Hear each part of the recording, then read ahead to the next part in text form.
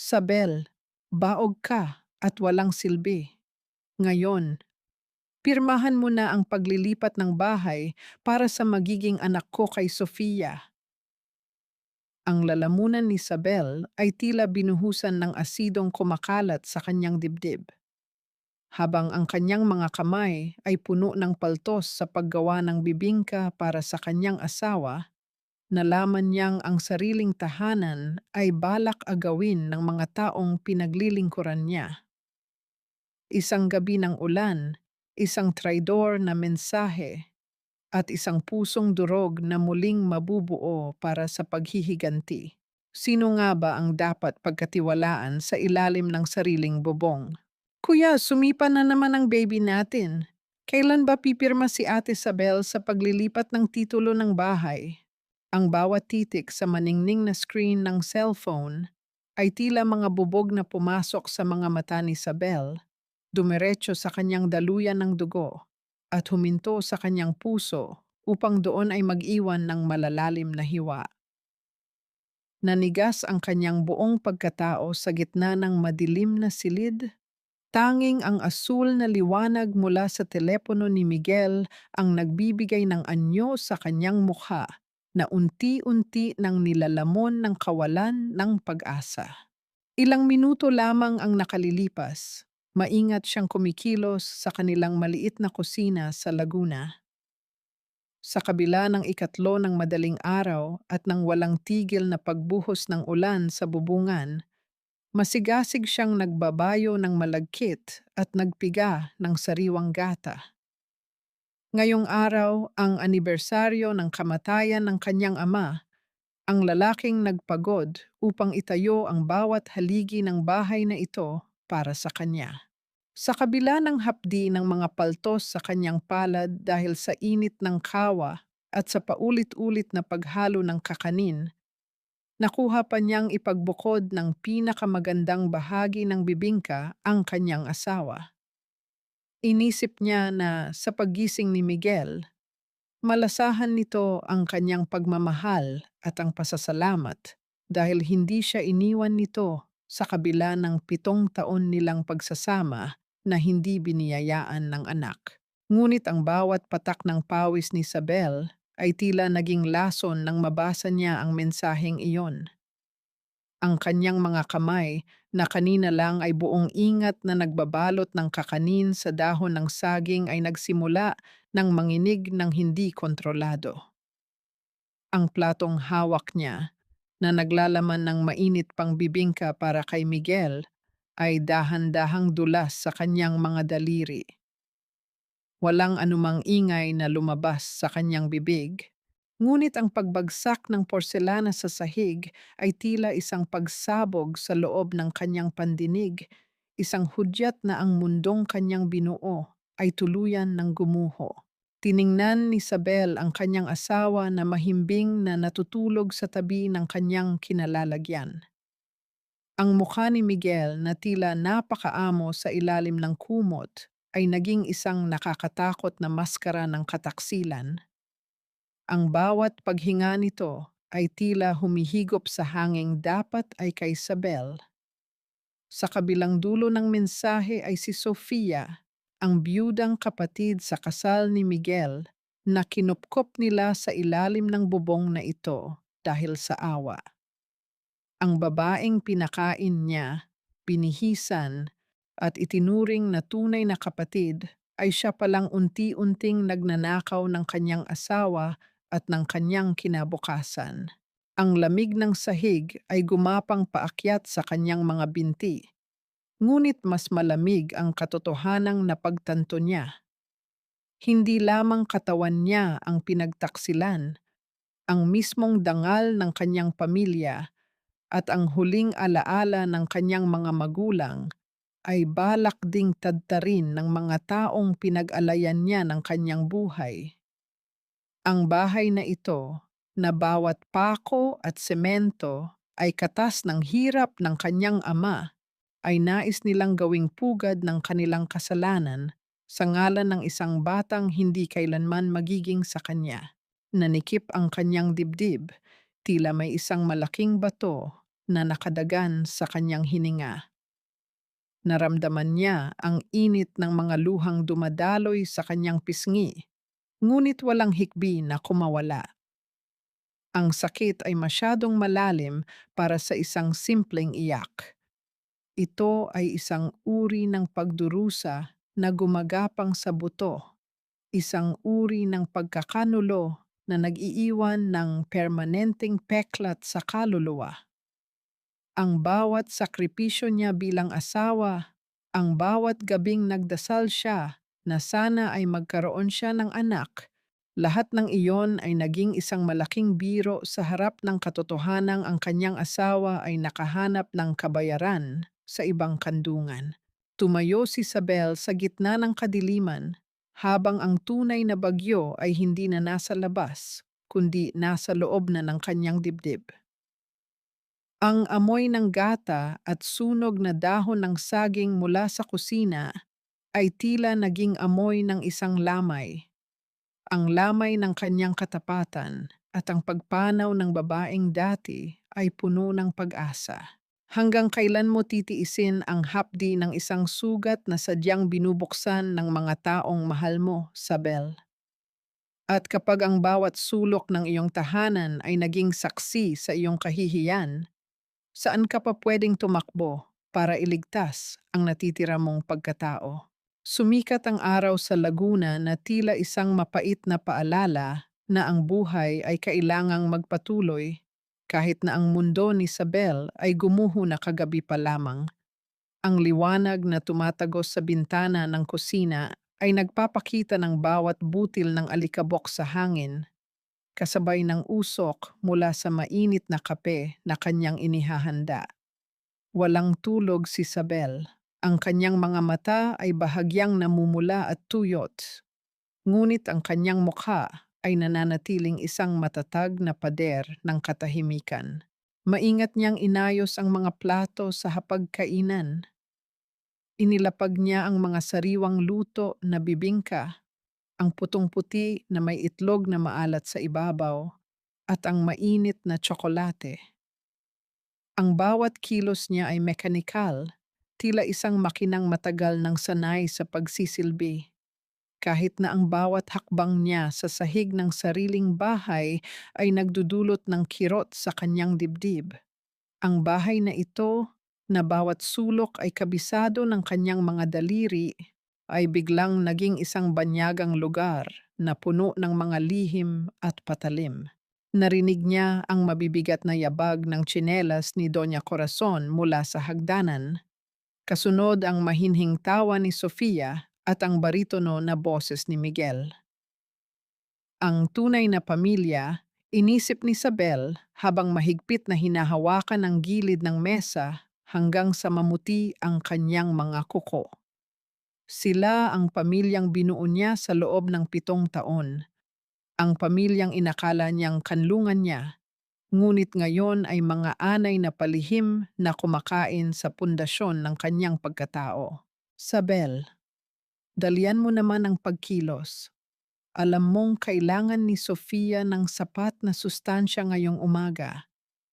Mahina ang kanyang pangangatawan dahil sa pagbubuntis. Hindi katulad mo na tila yata gawa sa bakal ang katawan dahil sa katigangan.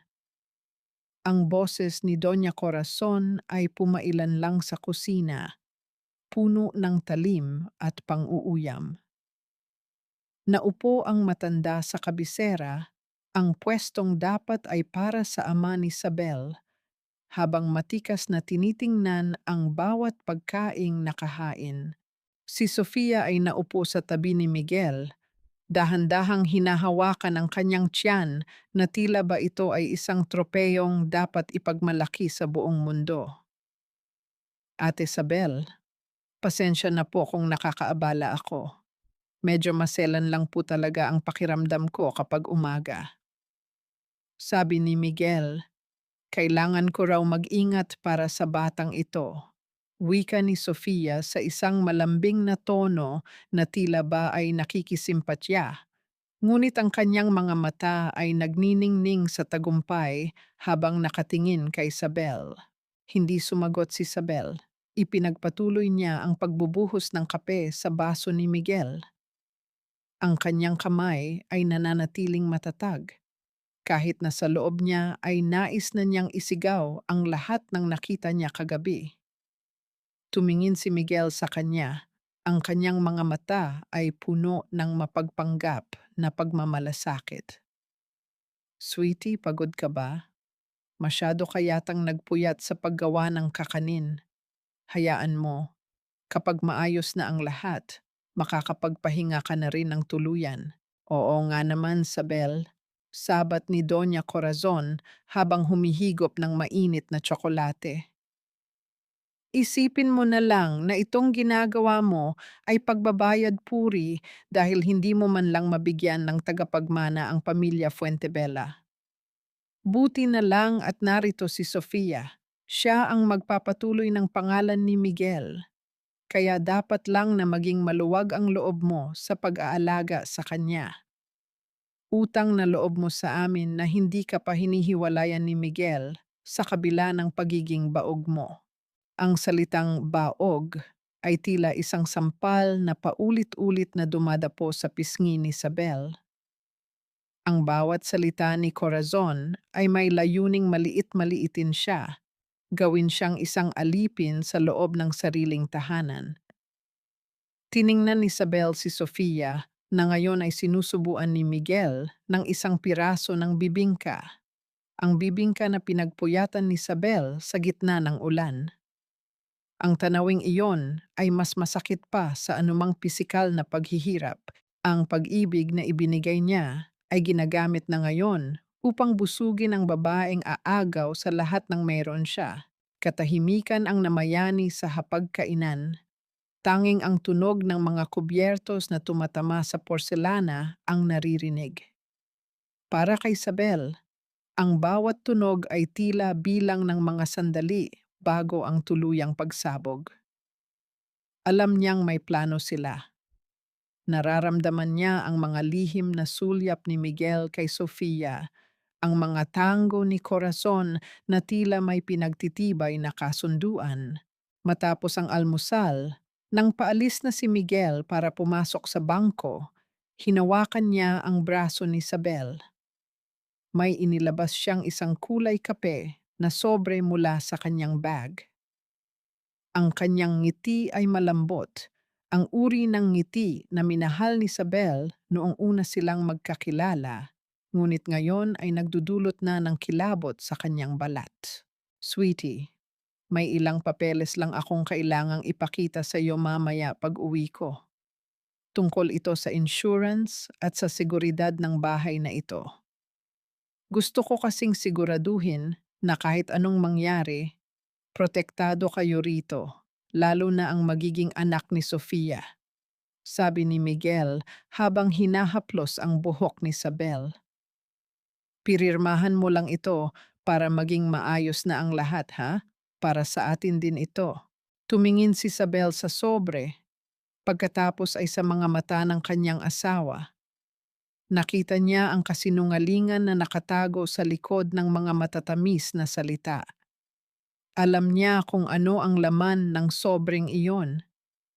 Alam niya na ang pirma niyang hinihingi ay ang huling pako sa krus na kanilang inihanda para sa kanya.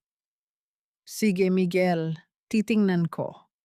Tanging sagot ni Isabel, ang kanyang boses ay malamig at walang emosyon. Nang makaalis na si Miguel, naiwan si Isabel sa pintuan habang sa loob ng bahay ay naririnig niya ang utos ni Doña Corazon na linisin na ang mesa. Hawak ni Isabel ang kanyang dibdib. Sinusubukang pakalmahin ang pintig ng kanyang puso na tila isang tambol na nagbababala ng nalalapit na digmaan. Sa kanyang isipan, isang tanong ang nagpaulit-ulit. Hanggang saan ang kayang gawin ng isang tao para sa pag-ibig at hanggang saan ang kayang gawin ng isang babaeng wala nang natitira kundi ang kanyang dangal? Ang bula ng sabon sa kanyang mga kamay ay tila mga pangarap na unti-unting naglalaho at pumapatok sa lababo.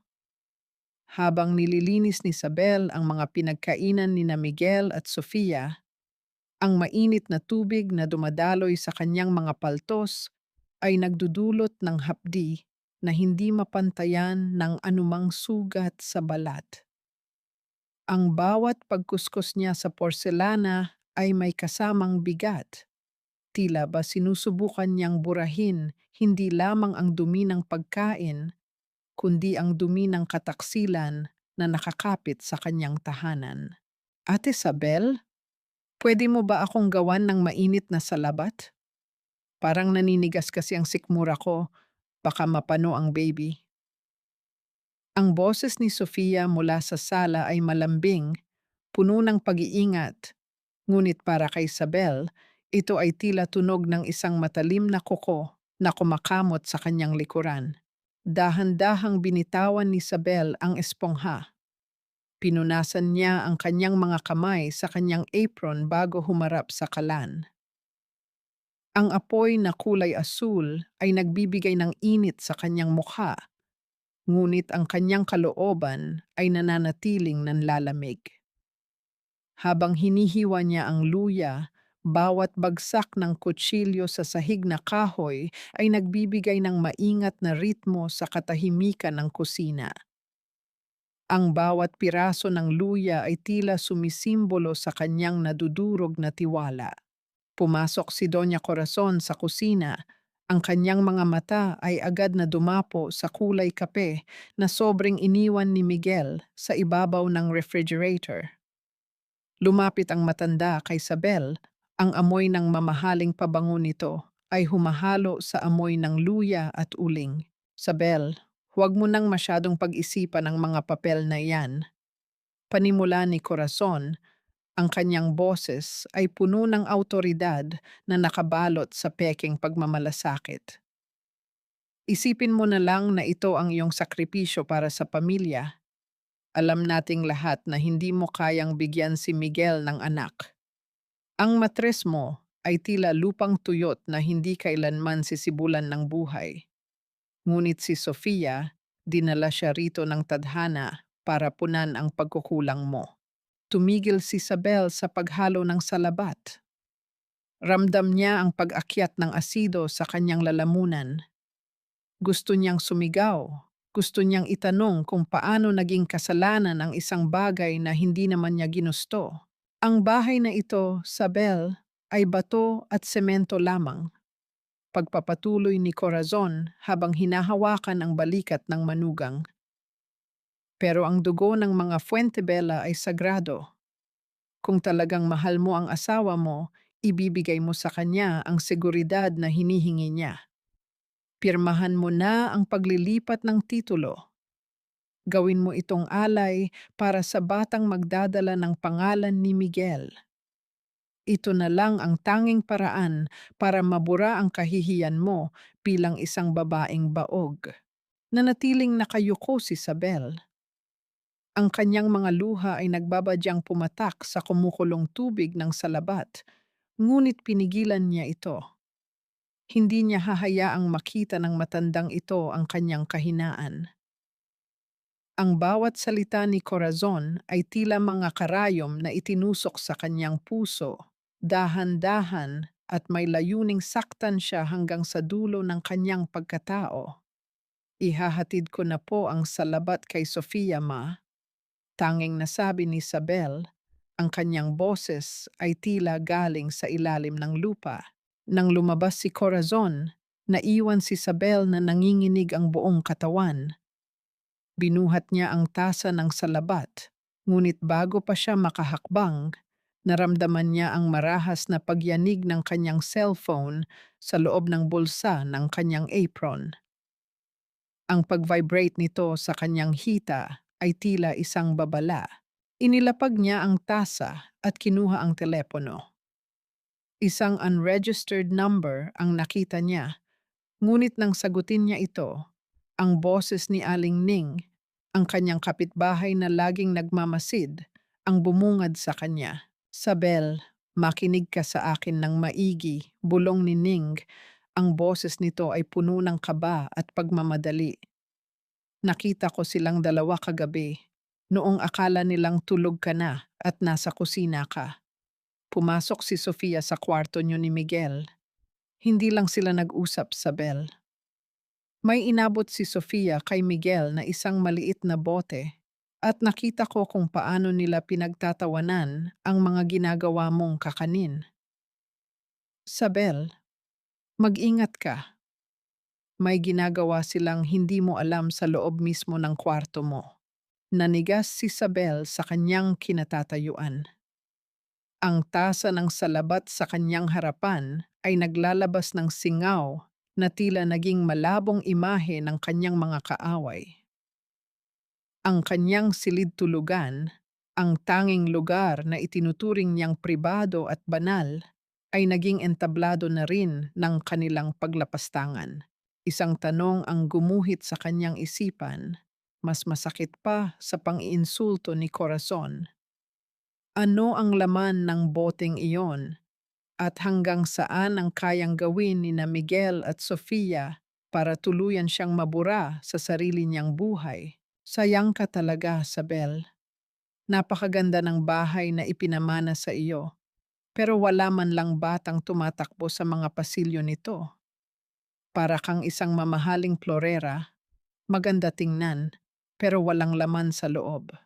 Ang boses ni Aling Marites, ang pinakamachismis na kapitbahay sa barangay, ay tila isang latigo na humahampas sa likuran ni Sabel. Kasalukuyang naghahain si Sabel ng merienda sa maliit na pagtitipon ng mga kababaihan sa kanilang beranda. Ang amoy ng mainit na kape at bagong hurnong biko ay dapat sanang nagbibigay ng ginhawa, ngunit ang bawat halakhak ng mga bisita ay tila mga tinik na bumaon sa kanyang pandinig. Nakaupo si Doña Corazon sa gitna, tila isang reynang tinatanggap ang bawat papuri at pakikiramay. Hinaplos ng matanda ang buhok ni Sofia na nakaupo sa kanyang tabi, habang ang huli ay nagpapakita ng isang malungkot ngunit mapagkunwaring banal na mukha. Huwag mo nang masyadong sisihin si Isabel, Marites, wika ni Corazon, bagaman ang kanyang tono ay puno ng lason. Hindi naman niya ginustong maging baog. Iyon nga lang bilang ina ni Miguel, masakit para sa akin na makitang ang dugo ng aming pamilya ay hihinto na lamang sa kanya. Mabuti na nga lang at dumating itong si Sofia. Isang biyaya mula sa langit ang dinala niya sa sinapupunan niya para sa aming pamilya.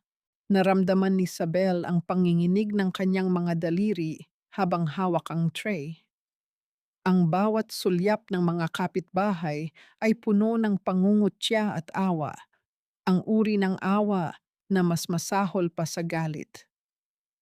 Pakiramdam niya ay isa siyang tagalabas sa loob ng sarili niyang bakuran.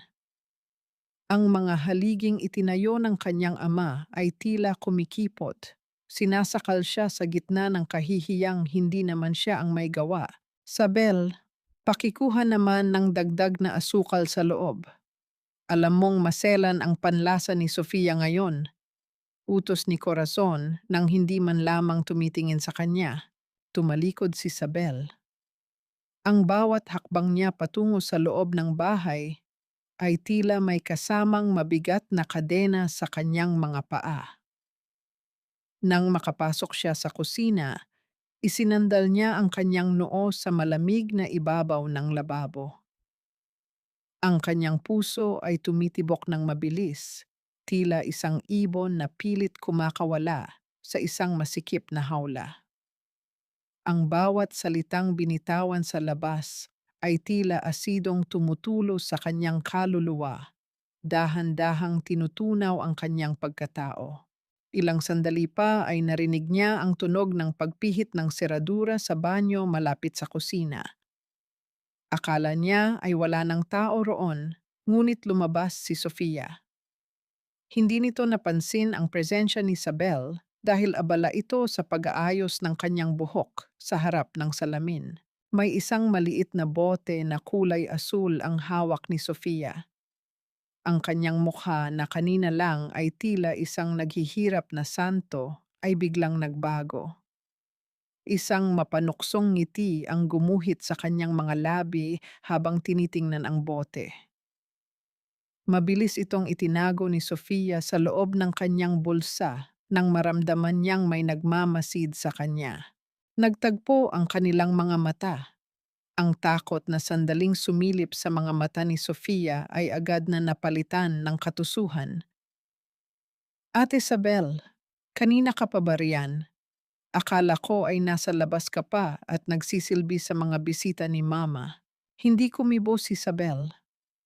Ang kanyang mga mata ay nanatiling nakapako sa bulsa ng damit ni Sofia. Naalala niya ang babala ni Aling Ning tungkol sa boteng nakita nito sa kwarto nila ni Miguel. Ang bawat himaymay ng kanyang katawan ay nagsasabing may mali. Isang malaking kasinungalingan ang kasalukuyang niluluto sa harap mismo ng kanyang mga mata. Ano ang tinatago mo, Sofia? Ang boses ni Isabel ay mahina ngunit puno ng determinasyon. Tumawa si Sofia ng pilit. Ang tunog ng kanyang tawa ay tila mga basag na bubog. Wala ate, bitamina lang ito para sa baby.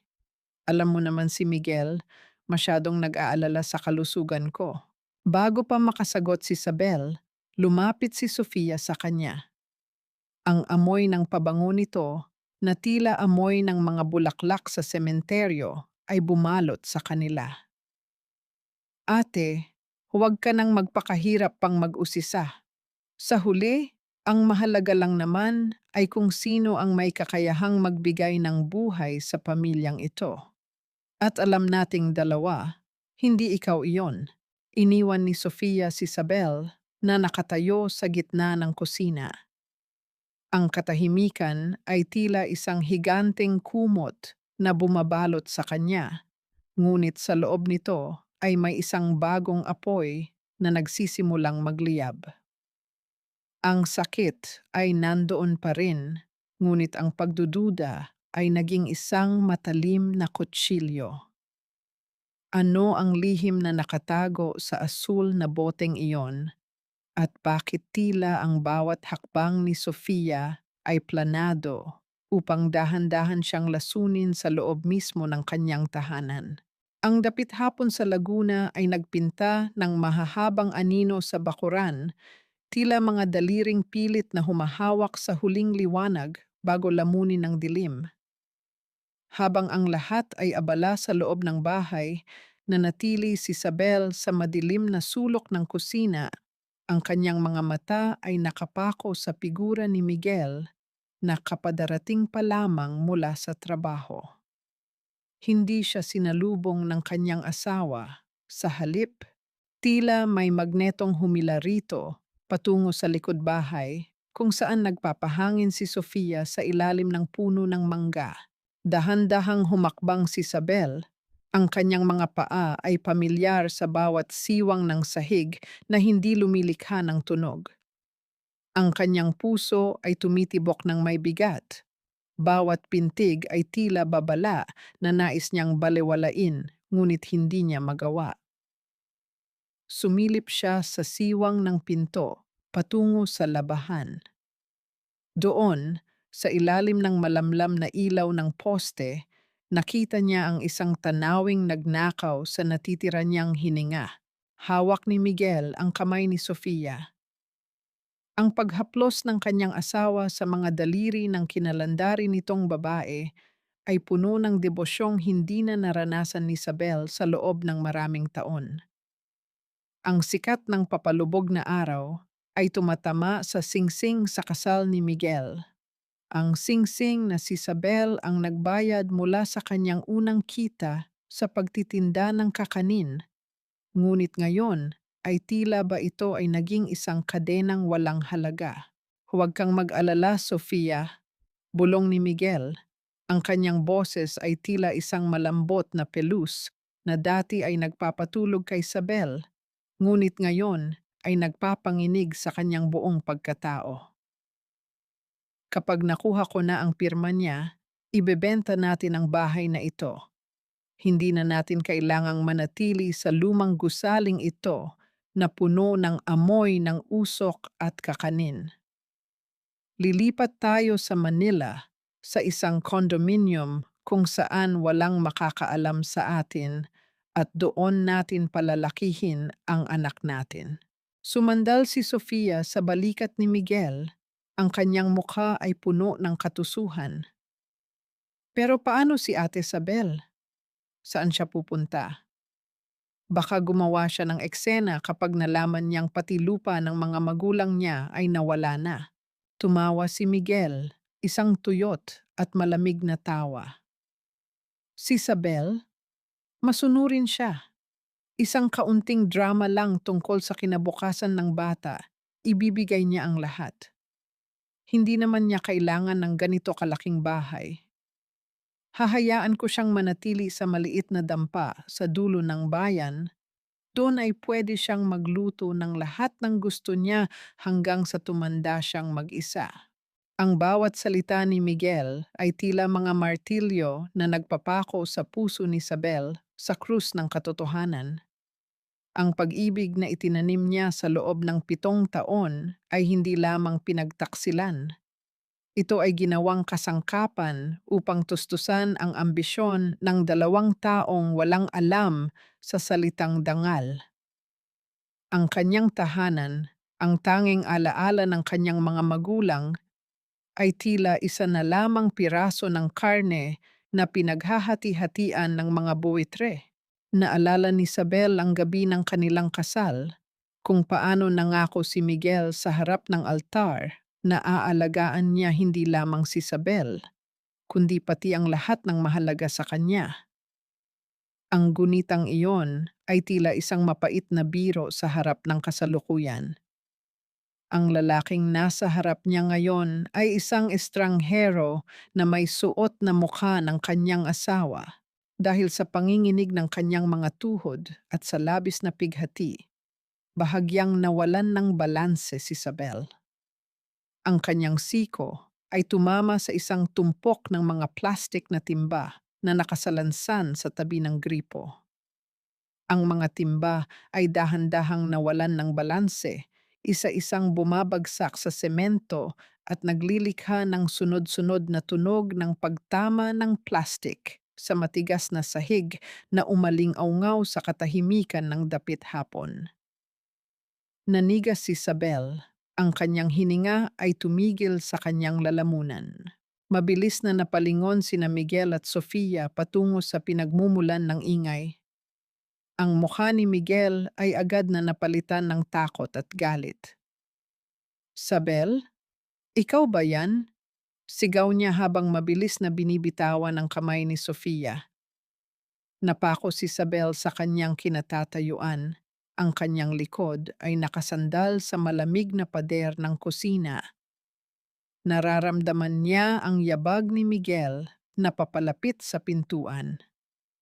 Ang bawat hakbang nito ay tila bilang ng mga sandali bago ang tuluyang paghaharap na wawakasan ang lahat.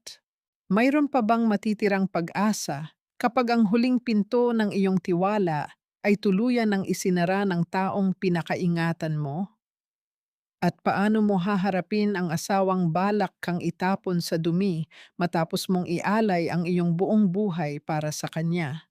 Mabilis na dinalot ni Isabel ang isang basahan at sinimulang kuskusin ang gilid ng lababo. Pilit na itinatago ang panginginig ng kanyang mga balikat.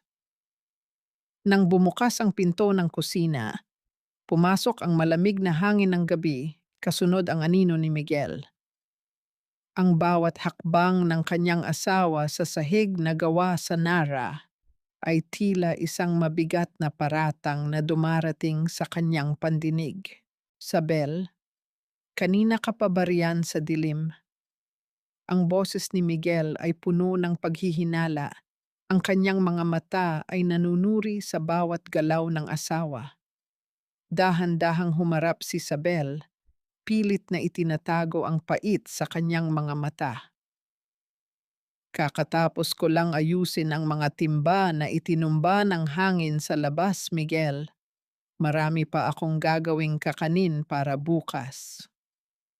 Ang kanyang boses ay mahina ngunit matatag.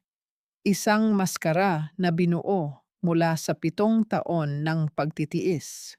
Tinitigan siya ni Miguel ng matagal bago ito tumango at lumabas muli upang samahan si Sofia. Naiwan si Isabel na mag-isa sa gitna ng kusina.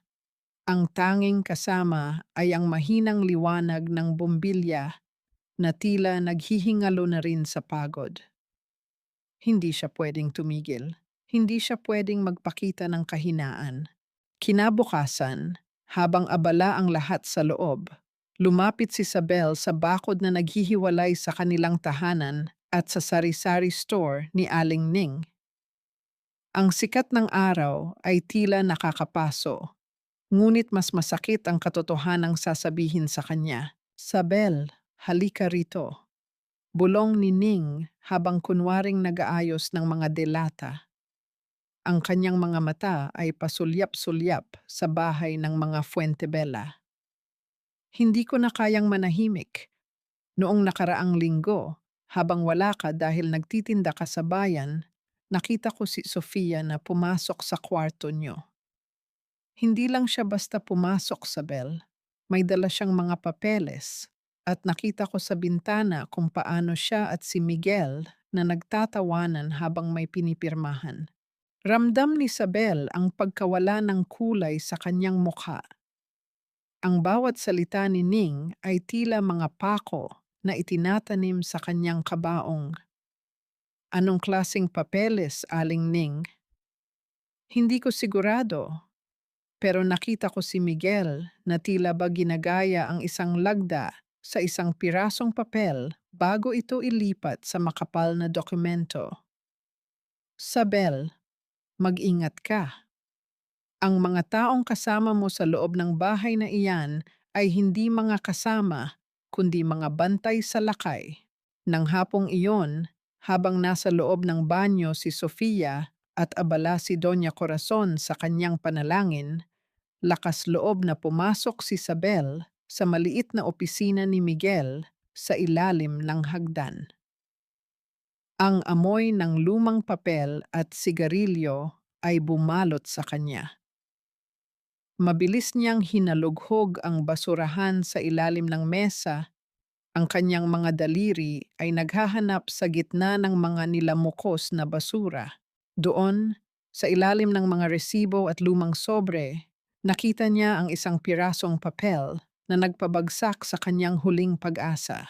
Ito ay isang puting papel na puno ng mga sulat kamay. Sa bawat linya, naroon ang kanyang pangalan, Sabel Alcantara. Ngunit hindi siya ang sumulat nito. Ang bawat hagod ng tinta ay tila pinag-aralan, bawat kurba ng titik S at bawat buntot ng titik A ay pilit na ginagaya ang kanyang sariling lagda. May mga bahaging may ekis, mga bahaging tila mas naging perpekto ang panggagaya sa huling subok. Ang kanyang sariling asawa ay nag-eensayo kung paano siya nanakawan ng pagkatao sa harap ng batas. Ang bawat pirasong papel na ito ay ebidensya ng isang planadong krimen sa ngalan ng pag-ibig na matagal nang pumanaw. Narinig ni Isabel ang tunog ng pagpihit ng doorknob sa itaas. Mabilis niyang itinago ang papel sa loob ng kanyang damit. Ramdam ang talim ng gilid nito sa kanyang balat. Habang lumalabas siya ng silid, nakasalubong niya si Sofia na pababa ng hagdan. May dalang isang mapanuksong ngiti at hawak ang isang makapal na asul na folder. Ate Isabel, bakit parang namumutla ka yata? Tanong ni Sofia, ang kanyang boses ay puno ng katusuhan habang mahigpit na yakap ang asul na folder sa kanyang dibdib. Huwag kang mag-alala. Malapit nang matapos ang paghihirap mo sa bahay na ito. Napako ang tingin ni Isabel sa asul na folder. Alam niya, naroon sa loob ang dokumentong tuluyang puputol sa kanyang ugnayan sa lupang sinilangan. Sino ang mas nakakatakot? Ang kaaway na hayagang umaatake o ang asawang humahalik sa iyo sa gabi habang pinag-aaralan kung paano kukunin ang huli mong pag-aari. Sa ilalim ng malungkot na kalangitan ng Laguna, kung saan ang mga ulap ay tila nagbabantang muling magbuhos ng luha, naglakad si Isabel patungo sa lumang simbahan ng bayan. Ang bawat hakbang niya sa maputik na kalsada ay may kasamang bigat. Tila ba ang bawat butil ng lupa ay pilit na humihila sa kanya pabalik sa bahay na unti-unti nang nagiging bilangguan. Ang amoy ng basang lupa at ang malamig na simoy ng hangin ay humahaplos sa kanyang mukha. Ngunit ang tanging nararamdaman ni Isabel ay ang hapdi ng papel na nakatago sa kanyang dibdib, ang ebidensya ng pagtataksil ng kanyang asawa. Pumasok siya sa loob ng simbahan kung saan ang amoy ng insenso at lumang kahoy ay nagbigay sa kanya ng panandaliang kapayapaan. Ang katahimikan sa loob ay tila isang yakap mula sa kabilang mundo. Sa dulo ng altar, nakita niya si Padre Benedicto, ang paring naging saksi sa kasal ng kanyang mga magulang at nagbinyag sa kanya noong siya ay sanggol pa lamang. Ang mapuputing buhok ng pari at ang banayad nitong mukha ay tila isang tanglaw sa gitna ng madilim na kabanata ng kanyang buhay. Sabel, anak, kanina pa kita hinihintay. Ang boses ni Padre Benedicto ay mahinahon, tila isang daloy ng tubig sa batis na nagpapakalma sa nagngangalit na damdamin ni Sabel. Hindi nakapagsalita si Sabel. Ang kanyang mga labi ay nanginig at ang kanyang mga mata ay nagsimulang mapuno ng luha. Lumapit siya sa pari at kinuha ang kamay nito para magmano. Ang init ng palad ng matanda ay tila nagbigay ng lakas sa kanyang nanghihinang tuhod. Pinihit ng pari ang susi ng isang lumang aparador sa loob ng sacristy. Ang tunog ng umiiyak na bisagra ng pinto ay umalingaw-ngaw sa paligid. Mula sa loob, inilabas niya ang isang makapal at selyadong sobre na kulay dilaw na dahil sa kalumaan. Nakasulat sa labas nito ang pangalan ng kanyang ama, para kay Sabel. Bago pumanaw ang iyong ama, ibinilin niya sa akin ang dokumentong ito, simula ni Padre Benedicto, habang iniabot ang sobre. Sabi niya, ibigay ko lang ito sa iyo kapag nakita kong ang iyong tahanan ay wala ng liwanag. Sabel, alam ko ang pinagdadaanan mo sa kamay ng mga Fuentebella. Alam ng buong bayan ang mga bulong-bulungan, ngunit ang katotohanan ay madalas na nakatago sa ilalim ng mga dasal na hindi nabibigkas. Nanginginig ang mga daliri ni Isabel habang binubuksan ang sobre. Sa loob nito ay ang orihinal na dihibo at testamento ng kanyang mga magulang na malinaw na nagsasabing ang lupang kinatatayuan ng kanilang bahay ay hindi kailanman maaring ilipat sa pangalan ng sinumang hindi kadugo ng mga Alcantara. Ngunit sa likod ng mga dokumentong iyon, may isang maliit na papel na nakatiklop, isang medical record na may petsang 11 taon na ang nakalilipas. Padre, ano po ito? Tanong ni Isabel. Ang kanyang boses ay tila isang bulong na halos hindi marinig. Ang iyong ama ay isang mapagmasid na tao, Sabel, wika ng pari habang nakatingin sa krusipiho. Noong bago ka ikasal kay Miguel, may mga bagay siyang nalaman tungkol sa pamilya Fuentebella na pinili niyang itago muna upang hindi masira ang iyong kaligayahan. Ngunit nag-iwan siya ng ebidensya para sa araw na kakailanganin mong ipaglaban ang iyong sarili. Napako ang tingin ni Isabel sa mga technical na salitang nakasulat sa medical record. Hindi niya maintindihan ang lahat, ngunit malinaw ang pangalang nakasulat sa itaas, Miguelito Fuentebella. Naalala ni Isabel ang bawat gabing umiiyak siya sa harap ng altar, humihingi ng tawad sa Diyos dahil sa tingin niya ay kulang siya bilang babae.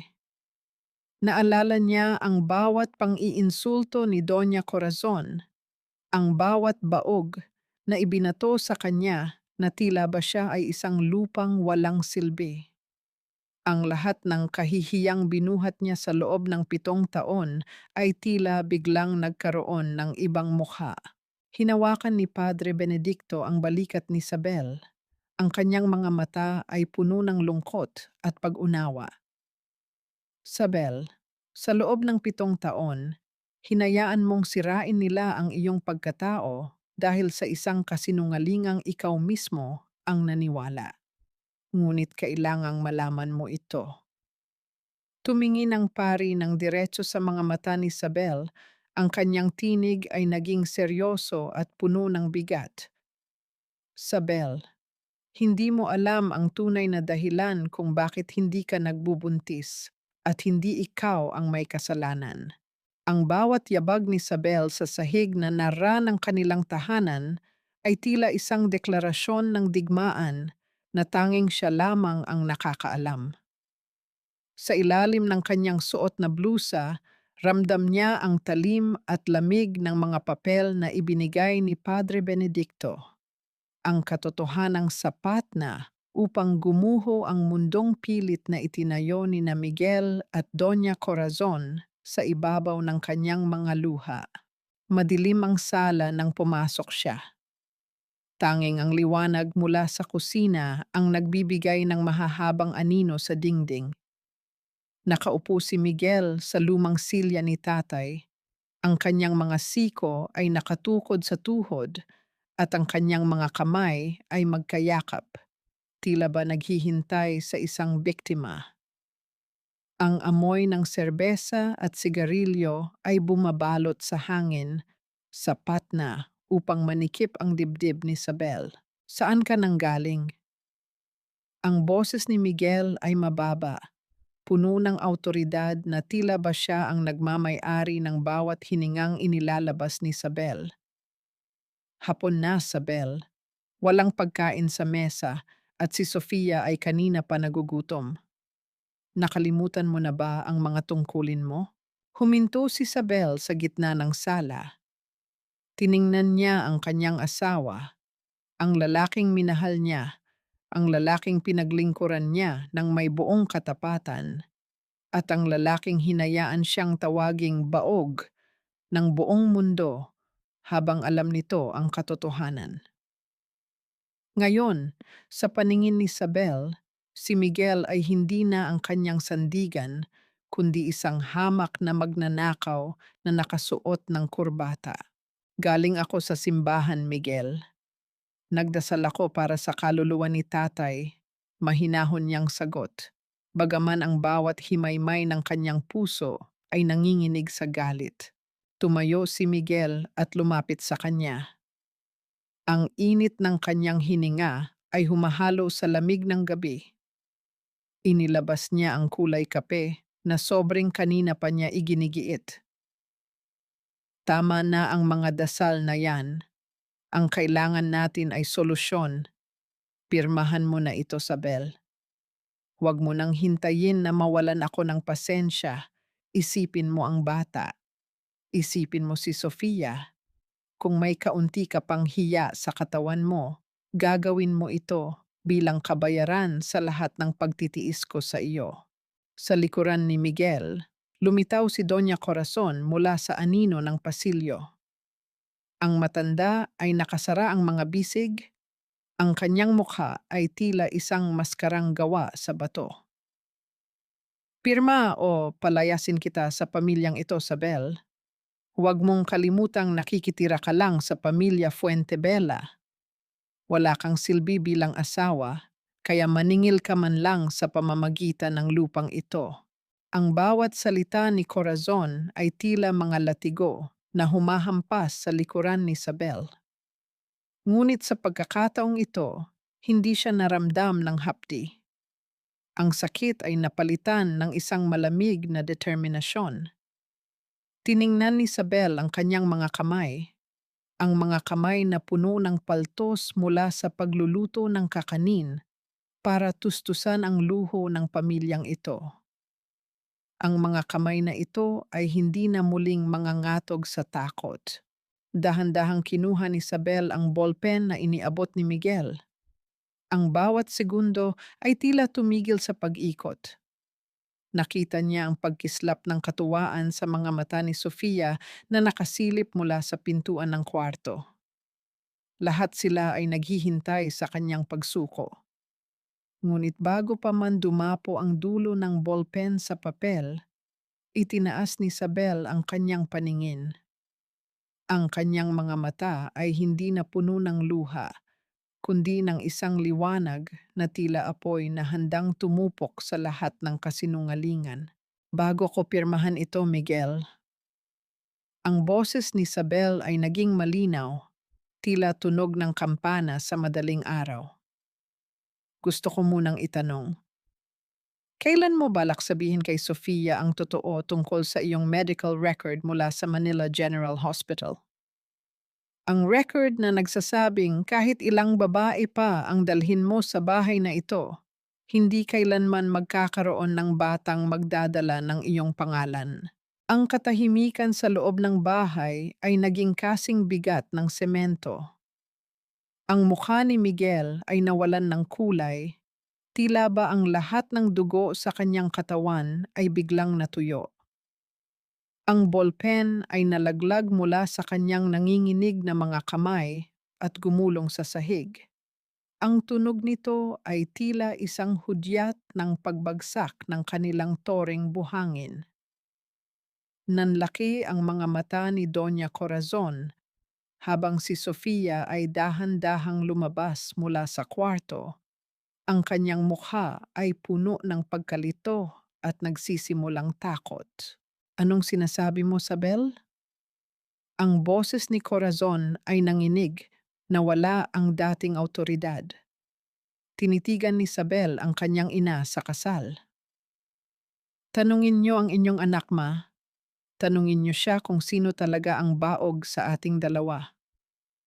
Hanggang kailan mo kayang panindigan ang isang kasinungalingan kapag ang pundasyon nito ay unti-unti nang dinudurog ng katotohanan? At paano haharapin ni Miguel ang asawang hindi na biktima, kundi ang hukom na hahatol sa kanyang buong pagkatao? Ang bawat segundo ng katahimikan sa loob ng bahay ay tila isang patalim na dahan-dahang humihiwa sa hangin. Ang mukha ni Miguel ay hindi lamang nawalan ng kulay. Ito ay tila naging abo sa tindi ng kahihiyang sumabog sa kanyang harapan. Ang kanyang mga mata, na dati ay puno ng pagmamataas, ay hindi na makatingin ng diretso kay Isabel. Sa kabilang dulo ng sala, si Sofia ay dahan-dahang napaatras. Ang kanyang mga kamay ay protektadong nakapatong sa kanyang tiyan. Ngunit ang kanyang mga mata ay nagsimulang magpakita ng isang kakaibang uri ng takot. Takot na hindi para sa kanyang kalusugan, kundi para sa kanyang mga plano. Isang malaking kasinungalingan yan. Ang sigaw ni Doña Corazon ay gumaralgal, tila isang basag na kampana. Miguel, sabihin mo sa babaeng iyan na nag-iimbento lang siya. Ang pamilya Fuentebella ay hindi kailanman magkakaroon ng depektong ganyan. Ngunit nanatiling nakayuko si Miguel. Ang kanyang nanginginig na mga kamay ay nakakuyom ng mahigpit.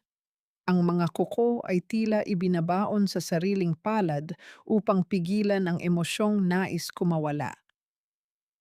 Ang bawat buntong hininga niya ay tila isang pag-amin na hindi na kayang itago ng anumang salita. Lumapit si Isabel kay Miguel. Ang kanyang bawat hakbang ay may dalang bigat ng 7 taon ng pagtitiis. Naalala mo ba, Miguel? Noong unang taon natin, noong gabi-gabi akong umiiyak sa tabi mo dahil akala ko ay may kulang sa akin? Naalala mo ba kung paano mo ako niyayakap at sinasabing okay lang habang sa loob mo ay alam mong ikaw ang may lihim? Hinayaan mo akong lamunin ng kahihiyan. Hinayaan mo ang nanay mo na tapakan ang pagkatao ko dahil mas mahalaga sa iyo ang iyong pride kaysa sa aking kapayapaan. Binalingan ni Isabel si Sofia na ngayon ay tila isang basang sisiw sa sulok. Isang mapait na ngiti ang gumuhit sa mga labi ni Isabel.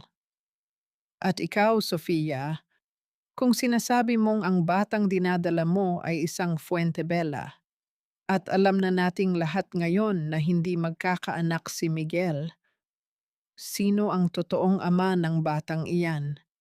Sino ang gagamitin niyo para agawin ang bahay na ito? Ang tanong ni Isabel ay tila isang kidlat na tumama sa gitna ng sala. Ang tingin ni Doña Corazon ay mabilis na lumipat kay Sofia, puno ng pagdududa na tila isang lason na kumakalat sa kanyang isipan. Ang mist of distrust ay tuluyan ng bumalot sa kanilang tatlo. Ang alyansang binuo ng kasakiman ay nagsisimula ng mabitak sa ilalim ng bigat ng katotohanan. Miguel, honey, huwag kang maniwala sa kanya. Pilit na wika ni Sofia, ang kanyang boses ay nanginginig. Baka gawa-gawa lang ang papel na iyan. Alam mo kung gaano kita kamahal, di ba? Ngunit hindi siya nilingon ni Miguel. Sa halip, marahas na tumayo ang lalaki at mabilis na lumabas ng bahay. Hindi alintana ang dilim at ang nagsisimulang ambon. Ang tunog ng kanyang mabilis na paglakad sa damuhan ay unti-unting naglaho. Iniiwan ang tatlong babae sa loob ng isang tahanang puno ng poot. Bumalik si Isabel sa kanyang kwarto. Ang kanyang puso ay tumitibok ng may bagong uri ng ritmo. Hindi na ito takot, kundi isang malamig na kapangyarihan. Inilak niya ang pinto at naupo sa gilid ng kama. Sa gitna ng katahimikan, napansin niya ang isang sobreng nakasuksok sa ilalim ng kanyang pinto. Tila kanina pa ito naroon bago pa man mangyari ang lahat. Dahan-dahan niya itong binuksan. Walang pangalan ang nagpadala, ngunit ang sulat sa loob ay maikli at direkta sa punto, isinulat sa isang papel na tila galing sa isang lumang notebook. Sabel, huwag kang magpapadala sa luha ni Sofia. Tanungin mo siya tungkol sa lalaking madalas niyang katagpo sa lumang bodega sa dulo ng bayan bago siya lumipat sa inyo.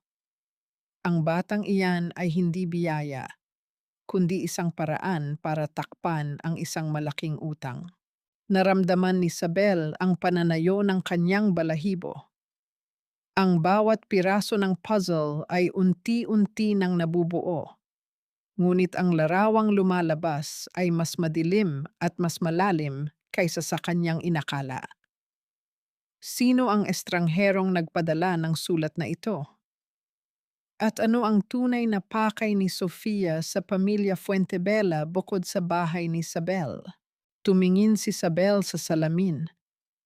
Ang babaeng nakikita niya ay hindi na ang Isabel na laging may amoy ng usok at gata. Ang babaeng iyon ay mayroon ng matalim na titig ng isang taong handang sumunog ng tulay upang makatawid sa kanyang kalayaan. Ang gabi ay tila isang malalim na telon na bumabalot sa buong bayan ng Laguna, ngunit sa loob ng tahanan ng mga Alcantara, ang dilim ay hindi nagbibigay ng kapayapaan. Sa halip, ito ay puno ng mga bulong ng pagkakanulo at mga anino ng nakaraan. Habang ang bawat sulok ng bahay ay tila humihinga ng poot, si Isabel ay tahimik na kumikilos sa loob ng kanyang silid. Ang kanyang mga galaw ay maingat, tila isang magnanakaw sa sarili niyang pamamahay. Habang dahan-dahang binubuksan ang lumang baul na gawa sa kahoy ng akasya, ang baul na naglalaman ng mga huling alaala ng kanyang ina. Ang bawat piraso ng tela, ang mga lumang larawan na unti-unti nang naninilaw, at ang ilang piraso ng alahas na itinago ng kanyang mga magulang para sa kanyang kinabukasan, ay isa-isa niyang inilabas. Ramdam ni Isabel ang amoy ng gamo-gamo at luma na humahalo sa bango ng kanyang pawis. Hindi siya pwedeng maiwan dito na walang dala. Ang bahay na ito ay kanya, ngunit ang mga taong nasa loob nito ay tila mga anay na handang ubusin ang kanyang pagkatao. Dahan-dahan niyang binuhat ang isang bag na puno ng kanyang mga mahahalagang gamit. Ang bawat hakbang niya sa pasilyo ay tila isang pakikipagpatintero sa tadhana.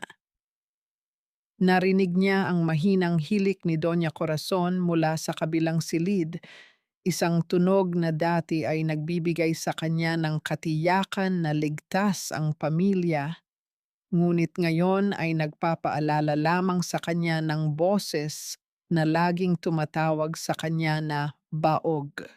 Sa gitna ng kadiliman, lumabas si Isabel patungo sa likod bahay.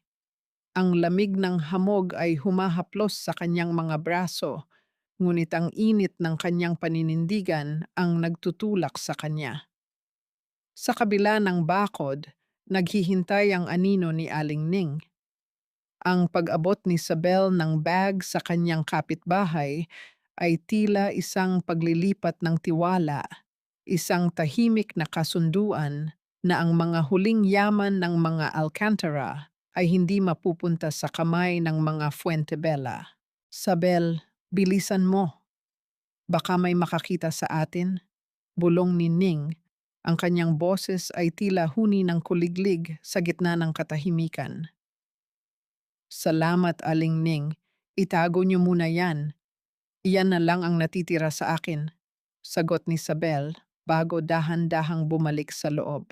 Ngunit nang papasok na siya sa pinto ng kusina, isang biglang liwanag mula sa isang flashlight ang tumama ng diretso sa kanyang mga mata. Nanigas si Isabel, ang kanyang puso ay tila isang tambol na mabilis ang pagtibok. Sapat na upang marinig niya ang sariling dugo na dumadaloy sa kanyang mga tainga. Aalis ka na ba, Ate Isabel?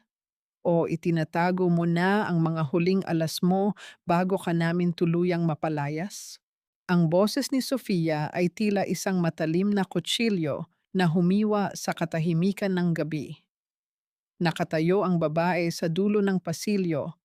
Ang kanyang mukha ay hindi na mukha ng isang biktima o ng isang naghihirap na buntis. Sa ilalim ng malamlam na liwanag, ang mga mata ni Sofia ay nagniningning sa katusuhan at desperasyon. Wala na ang mapagkunwaring kabaitan.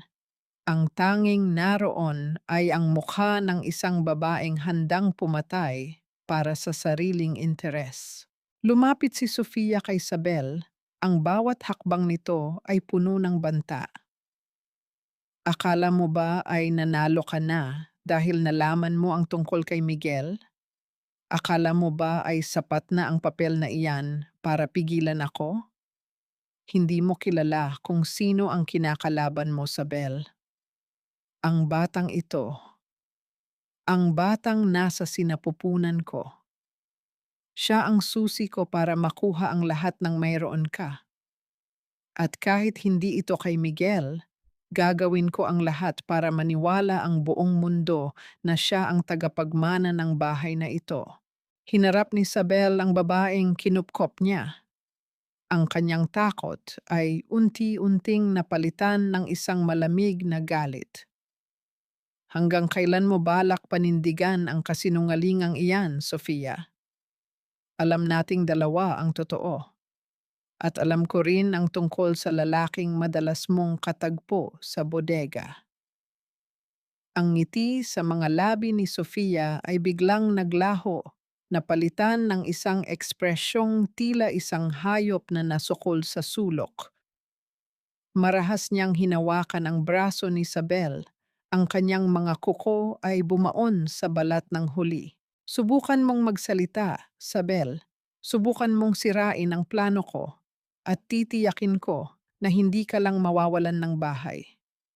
Titiyakin ko na hihilingin mong sana ay hindi ka na lang ipinanganak. Sa gitna ng nagngangalit na titigan ng dalawang babae, isang tunog ng pagpihit ng pinto ang narinig mula sa itaas. Ang anino ni Doña Corazon ay dahan-dahang bumaba sa hagdanan. Hawak ang isang lumang kandila na nagbibigay ng nakakatakot na anyo sa kanyang mukha. Anong kaguluhan ito sa gitna ng gabi? Ang boses ng matanda ay tila galing sa hukay. Tumingin si Sofia kay Corazon at sa isang iglap, ang kanyang mukha ay muling nagbago. Bumalik ang mga luha, ang panginginig, at ang pagkukunwari ng isang aping ina. Mama, si Ate Sabel, balak niya po akong saktan. Ninanakawan niya po ang pamilya niyo. Napako ang tingin ni Corazon kay Sabel. Ang kanyang mga mata ay puno ng nag-aapoy na galit. Mayroon pang isang hakbang na natitira sa labanang ito, ngunit tila ang bawat panig ay may hawak na patalim na handang itusok sa likod ng isa't isa. Wala kang hiyang magnanakaw. Pagkatapos ka naming ituring na pamilya, pagkatapos kitang kupkupin sa kabila ng iyong kakulangan, ganito ang isusukli mo. Ang boses ni Doña Corazon ay tila isang malakas na kulog na yumanig sa pundasyon ng lumang bahay ng mga Alcantara. Ang liwanag ng kandilang hawak niya ay sumasayaw sa galit, nagbibigay ng mahahabang anino sa kanyang mukha na tila ba siya ay isang hukom na handa ng bumitay. Sa tabi niya, si Sofia ay nakayakap sa sarili, kunwaring nanginginig sa takot habang ang kanyang mga mata ay nananatiling nakatutok kay Isabel, naghihintay sa bawat patak ng luha ng kanyang biktima. Nanatiling nakatayo si Isabel sa gitna ng pasilyo. Ang lamig ng gabi ay pumasok sa kanyang mga buto, ngunit ang mas matindi ay ang hapdi ng kawalang katarungan na tila isang asidong dahan-dahang tumutunaw sa kanyang puso. Tiningnan niya ang kanyang ina sa kasal, ang babaeng pinagsilbihan niya ng may buong pagpapakumbaba. Ang babaeng ipinagluluto niya ng paborito nitong tsokolate tuwing umaga, at ang babaeng mas piniling maniwala sa isang kasinungalingan kaysa sa katotohanang nasa harap nito. Ma, hindi po ako magnanakaw. Ang mga gamit na inilabas ko ay sa akin, sa mga magulang ko. Mahina ang boses ni Isabel, ngunit may diin ng katotohanan. Ang bahay na ito ay sa akin, at ang bawat pako rito ay katas ng pawis ng tatay ko. Wala akong ninanakaw na hindi sa akin. At kailan ka pa natutong sumagot ng ganyan? Ang boses ni Corazon ay naging mas matalim. Mula nang pumasok ang demonyo sa iyong isipan, Sofia, tumawag ka ng pulis. Huwag nating hayaang makatakas ang babaeng ito. Biglang napahawak si Sofia sa kanyang tiyan. Ang kanyang mukha ay namaluktot sa isang pekeng ekspresyon ng matinding sakit. Mama, ang tiyan ko parang naninigas. Siguro po dahil sa takot ko kay Ate Sabel kanina. Parang, parang may mali sa baby. Ang bawat salita ni Sofia ay tila isang maingat na binuong sandata. Agad na nagbago ang anyo ni Corazon, ang kanyang galit ay napalitan ng labis na pag-aalala. Mabilis niyang inalalayan si Sofia habang ibinabato kay Isabel ang isang titig na puno ng pagkamuhi. Tingnan mo ang ginawa mo. Kung mapahamak ang apo ko, tinitiyak ko sa iyo, Isabel, mabubulok ka sa kulungan. Lumipas ang mga oras na tila ba ang bawat segundo ay isang pahirap. Pilit na pinakalma ni Corazon si Sofia sa loob ng kwarto. habang si Isabel ay naiwang mag-isa sa dilim ng sala. Ang anibersaryo ng kanilang kasal ni Miguel ay darating na sa loob ng ilang oras, ngunit ang bango ng mga bulaklak at ang tamis ng pangako ay napalitan na ng amoy ng luma at nabulok na tiwala. Nang magbukas ang pinto ng bahay, pumasok si Miguel. Ang kanyang damit ay basa ng ulan, ang kanyang buhok ay gulo-gulo, at ang kanyang mga mata ay walang kislap. Ngunit sa halip na sumigaw o magalit dahil sa nangyari sa pagitan ni Isabel at Sofia, lumapit siya sa kanyang asawa nang may isang malamig na katahimikan. Magsasagawa tayo ng isang hapunan bukas, Isabel. Wika ni Miguel, ang kanyang boses ay tila isang tuyot na dahon na hinahampas ng hangin. Ikapitong anibersaryo natin. Magluluto ka ng lahat ng paborito ko. Iimbitahan natin ang mga kamag-anak at ang kapitan ng barangay. Doon natin tatapusin ang lahat ng ito. Tinitigan ni Isabel ang kanyang asawa. Nakita niya sa mga mata ni Miguel ang isang desisyon na wala nang balikan. Ang Last Supper na hinihingi nito ay hindi isang pagdiriwang ng pag-ibig, kundi isang pampublikong pagbitay sa kanyang dangal. Alam ni Isabel na sa hapunang iyon, balak nilang ipahiya siya sa harap ng lahat upang magkaroon ng dahilan na palayasin siya ng tuluyan. Sige Miguel, magluluto ako, sagot ni Isabel, habang ang kanyang mga kamay ay dahan-dahang humahawak sa locket ng kanyang ina na nakatago sa kanyang bulsa. Ang tanging bagay na hindi nila nakuha. Ang gabing iyon ay naging saksi sa huling pagtitiis ni Isabel. Habang inihahanda niya ang mga sangkap para sa huling hapunan, ang bawat hiwa ng kutsilyo sa karne, ang bawat pagdurog ng bawang, at ang bawat paghalo ng gata ay tila isang ritual ng kanyang pagbangon. Sa gitna ng katahimikan ng kusina, isang panata ang binuo niya sa kanyang isipan. Kung ito ang huling pagkakataon na magsisilbi siya sa hapagkainang ito, titiyakin niyang ang bawat putahing ihahain niya ay may kasamang katotohanang dudurog sa bawat kasinungalingang kanilang binuo. Ngunit sa gitna ng kanyang paghahanda, narinig niya ang boses ni Sofia na bumubulong sa telepono mula sa kabilang silid. Siguraduhin mong naroon ka bukas. Kapag nakuha na ni Miguel ang pirma ni Isabel sa harap ng kapitan, aalis na tayo. Wala nang makakapigil sa atin. Nanigas si Isabel. Ang tanong ay hindi na kung paano siya lalaban, kundi kung sino ang kausap ni Sofia at anong mas malalim na patibong ang naghihintay sa kanya sa gitna ng pagdiriwang na dapat ay para sa kanyang anibersaryo. Ang amoy ng gata at banayad na usok mula sa kusina ay humahalo sa bigat ng hangin sa loob ng bahay. Habang inihahanda ni Isabel ang mga sangkap para sa huling hapunan, ang bawat hiwa niya sa karne ay tila isang paraan ng paglalabas ng galit na matagal na niyang ikinukubli. Ngunit sa gitna ng kanyang pagluluto, isang biglang katahimikan ang namayani sa sala na sinundan ng mabilis na pagtakbo ni Miguel patungo sa kwarto ni Sofia. Sofia, anong nangyayari? Sabel, tumawag ka ng sasakyan. Dumadaloy ang dugo sa binti ni Sofia. Ang boses ni Miguel ay puno ng lagim. Ang kanyang pagiging ama ay tila biglang nagising sa gitna ng takot. Sa loob ng sasakyan, patungo sa ospital, ang bawat patak ng ulan sa bintana ay tila mga luhang hindi mailabas ni Isabel. Nakaupo siya sa harap, habang sa likod ay yakap-yakap ni Miguel si Sofia na kunwaring nawalan na ng malay. Si Doña Corazon ay walang tigil sa pagdarasal ng malakas, ngunit ang bawat salita nito ay may halong sumpa kay Isabel. Ang tensyon sa loob ng sasakyan ay sapat na upang gupitin ang hininga ng sinuman, Pagdating sa ospital, mabilis na isinugod si Sofia sa emergency room.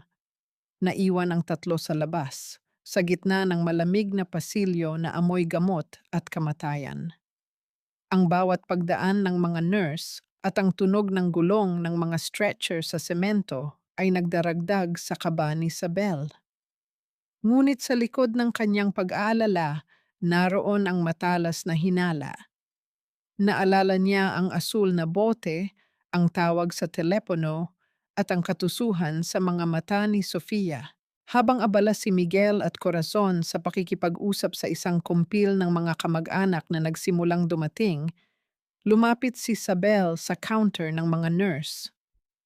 Ginamit niya ang kanyang banayad na tinig, ang tinig ng isang asawang tila nag-aalala ng labis para sa kanyang kapatid.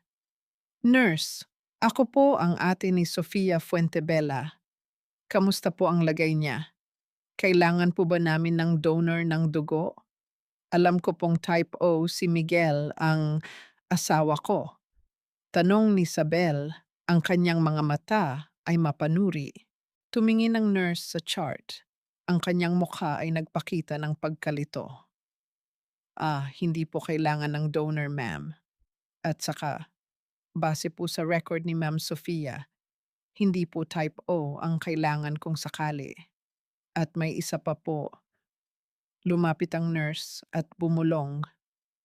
May isang lalaki po na dumating dito kanina bago kayo makarating. Sabi niya siya ang asawa ni Sofia. Iba po ang pangalang ibinigay niya sa amin para sa record ng insurance. Naramdaman ni Isabel ang pagtayo ng kanyang mga balahibo. Ang bawat himaymay ng kanyang kalamnan ay nanigas. Anong pangalan, nurse? Nang ibigay ng nurse ang pangalan, tila ba may isang malaking pader na gumuho sa harap ni Isabel. Hindi ito pangalan ng sinumang kakilala niya sa pamilya Fuentebella. Ito ang lalaking tinutukoy sa sulat na natanggap niya. Ang lalaking madalas katagpo ni Sofia sa bodega. Ilang sandali pa, lumabas ang doktor mula sa ER. Mabilis na lumapit si Miguel, ang kanyang mukha ay puno ng pag-asa. Dok, kumusta ang anak ko? Ligtas ba ang baby ko? Tumingin ang doktor kay Miguel, pagkatapos ay kay Isabel at Doña Corazon. Isang malalim na buntong hininga ang pinakawalan nito bago nagsalita sa isang seryosong tono. Ligtas ang pasyente, ngunit kailangan nating maging tapat sa isa't isa. Mr. Fuentebella, ayon sa pagsusuri namin sa sanggol at sa tagal ng pagbubuntis ni Sofia, hindi tumutugma ang edad ng fetus sa panahong sinasabi ninyo.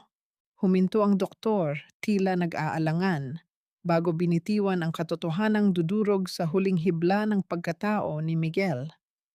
At isa pa, Mr. Fuentebella, sa mga lab test na isinagawa namin, malinaw na ang genetic markers ng bata ay hindi maaring magmula sa inyo, lalo na't mayroon kayong kasaysayan ng permanent infertility.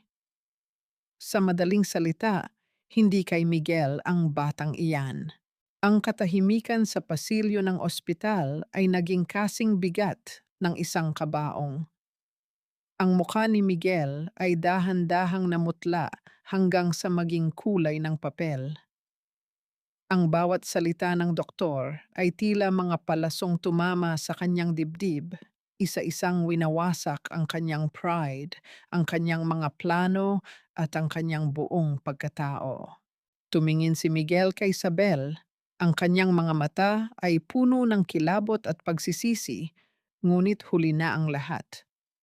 Si Isabel ay nakatayo lamang doon, matuwid at tahimik, habang ang anino ng katotohanan ay tuluyan ng lumamon sa mga kasinungalingang itinayo ng kanyang asawa. Sino ngayon ang tunay na nawalan, Miguel? At paano mo haharapin ang bukas ngayong ang batang itinuring mong tagapagligtas ay siya palang huling pako sa iyong sariling libingan? Sa loob ng tahanan ng mga Alcantara, Ang hangin ay tila naging malapot na lason na mahirap langhapin. Matapos ang nakakanginig na revelasyon sa ospital, ang katahimikan sa pagitan ni na Miguel, Sofia at Doña Corazon ay hindi katahimikan ng kapayapaan, kundi katahimikan ng isang sumasabog na bulkan. Ngunit sa kabila ng lahat, nanaig ang baliw na pagkapit ni Corazon sa tinatawag niyang dangal. Sa halip na itigil ang lahat, ipinag-utos niya na ituloy ang baby shower at ang anibersaryo.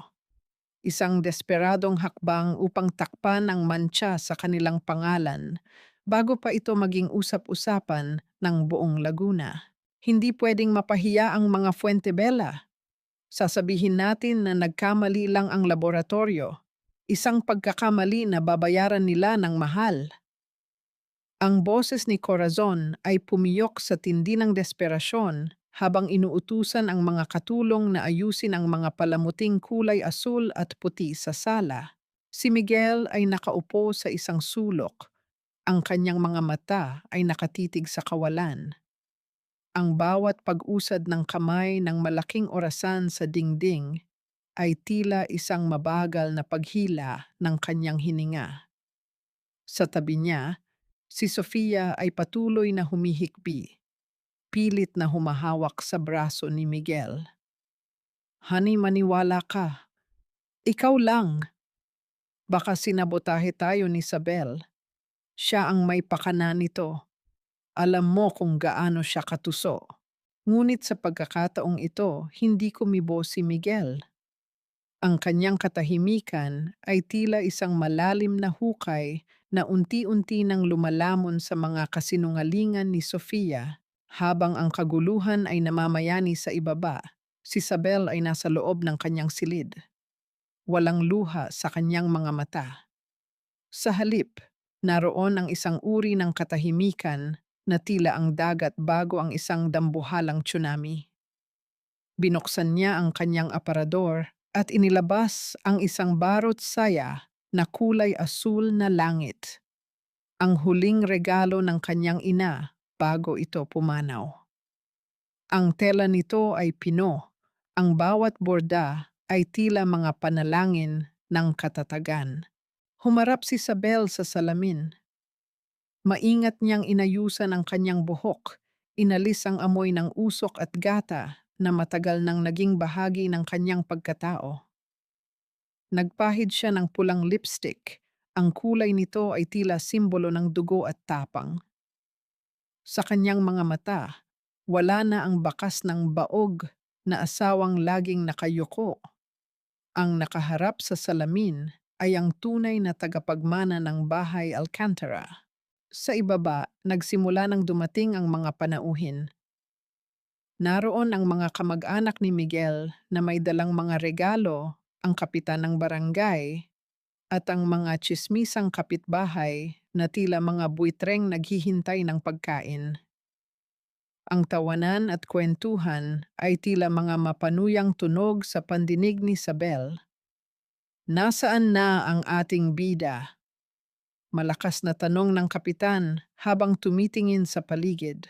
Tumayo si Corazon, pilit nang ngumingiti kahit ang kanyang mga labi ay nanginginig. Nasa itaas pa po si Sofia, medyo maselan lang ang pakiramdam.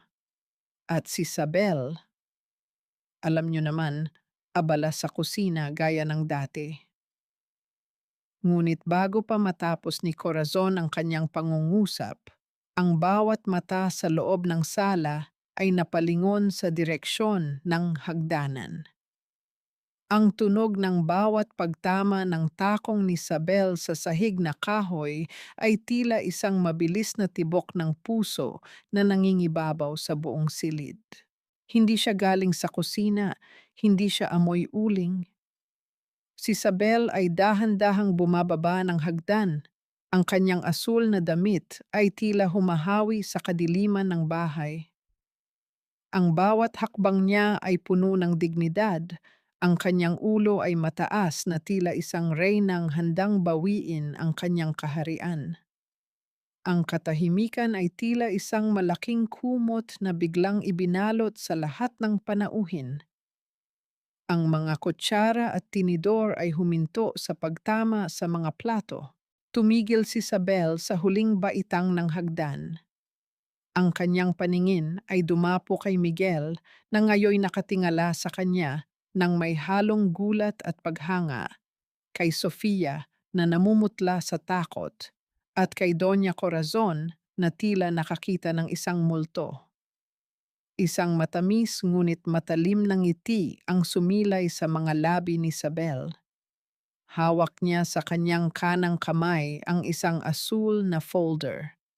Ang folder na naglalaman ng lahat ng katotohanang wawakasan ng gabing ito. Magandang gabi sa inyong lahat. Ang boses ni Isabel ay malinaw, tila tunog ng kampana na umaalingaw-ngaw sa katahimikan. Pasensya na kung natagalan ako. May huling putahe pa kasi akong inihanda na titiyakin kong hindi nyo kailanman malilimutan. Sa gitna ng mapanuring mata ng lahat, itinaas ni Isabel ang folder. Sino ang unang tatamaan ng kidlat sa gitna ng pagdiriwang na ito? At hanggang kailan kayang panindigan ni na Miguel at Sofia ang kanilang mga maskara bago tuluyang sunugin ni Isabel ang entabladong kinatatayuan nila? Ang bawat mata sa loob ng sala ay tila mga kislap ng apoy na nakatutok sa kaisa-isang figura sa gitna ng silid. Si Isabel, na dating anino lamang sa kusina, ay nakatayo ngayon ng may dignidad na tila isang monumento ng katotohanan. Ang amoy ng mga bulaklak na inayos para sa baby shower ay humahalo sa malapot na tensyong namamayani sa pagitan ng mga panauhin. Ang katahimikan ay naging kasing bigat ng semento, tila lahat ay natatakot huminga bago ang muling pagsasalita ng reyna ng tahanan. Captain, mga kamag-anak, at mga kaibigan, ang boses ni Isabel ay hindi nanginig. Ito ay naging kasing talim ng isang bagong hasang kutsilyo. Nagpapasalamat ako sa pagdalo ninyo sa hapon na dapat ay isang selebrasyon. Ngunit bago tayo magpatuloy sa pagkain at kasiyahan, nais ko munang maglinis ng ating tahanan. Hindi mula sa dumi ng sahig, kundi mula sa dumi ng kasinungalingang bumabalot sa pamilyang ito. Dahan-dahang lumapit si Isabel sa mahabang mesa kung saan nakahain ang mga paboritong pagkain ni Miguel. Inilapag niya ang asul na folder sa tabi ng mainit na litson. Ang bawat pagtama ng folder sa lamesa ay naglilikha ng mahinang tunog ng papel na tila hudyat ng paghatol. Sabel, ano ba ang ginagawa mo? Huwag mong ipahiya ang sarili mo sa harap ng maraming tao. Ang boses ni Doña Corazon ay nanginginig sa takot na nakabalot sa galit. Ang kanyang mga mata ay nanunuot sa bawat galaw ng manugang. Tumingin ng diretso si Isabel sa kanyang ina sa kasal. Hindi po ako ang napapahiya rito, ma. Nililinis ko lang po ang pangalan ng tatay ko at ang dangal ng bahay Alcantara. Binuksan ni Isabel ang folder at inilabas ang unang dokumento, ang orihinal na testamento. Ito ang dihibo ng lupang kinatatayuan ninyo. Isang kasulatan mula sa aking mga magulang na nagsasabing ang bahay na ito ay sa akin lamang at walang sino man ang may karapatang maglipat nito sa ibang pangalan nang wala ang aking pahintulot.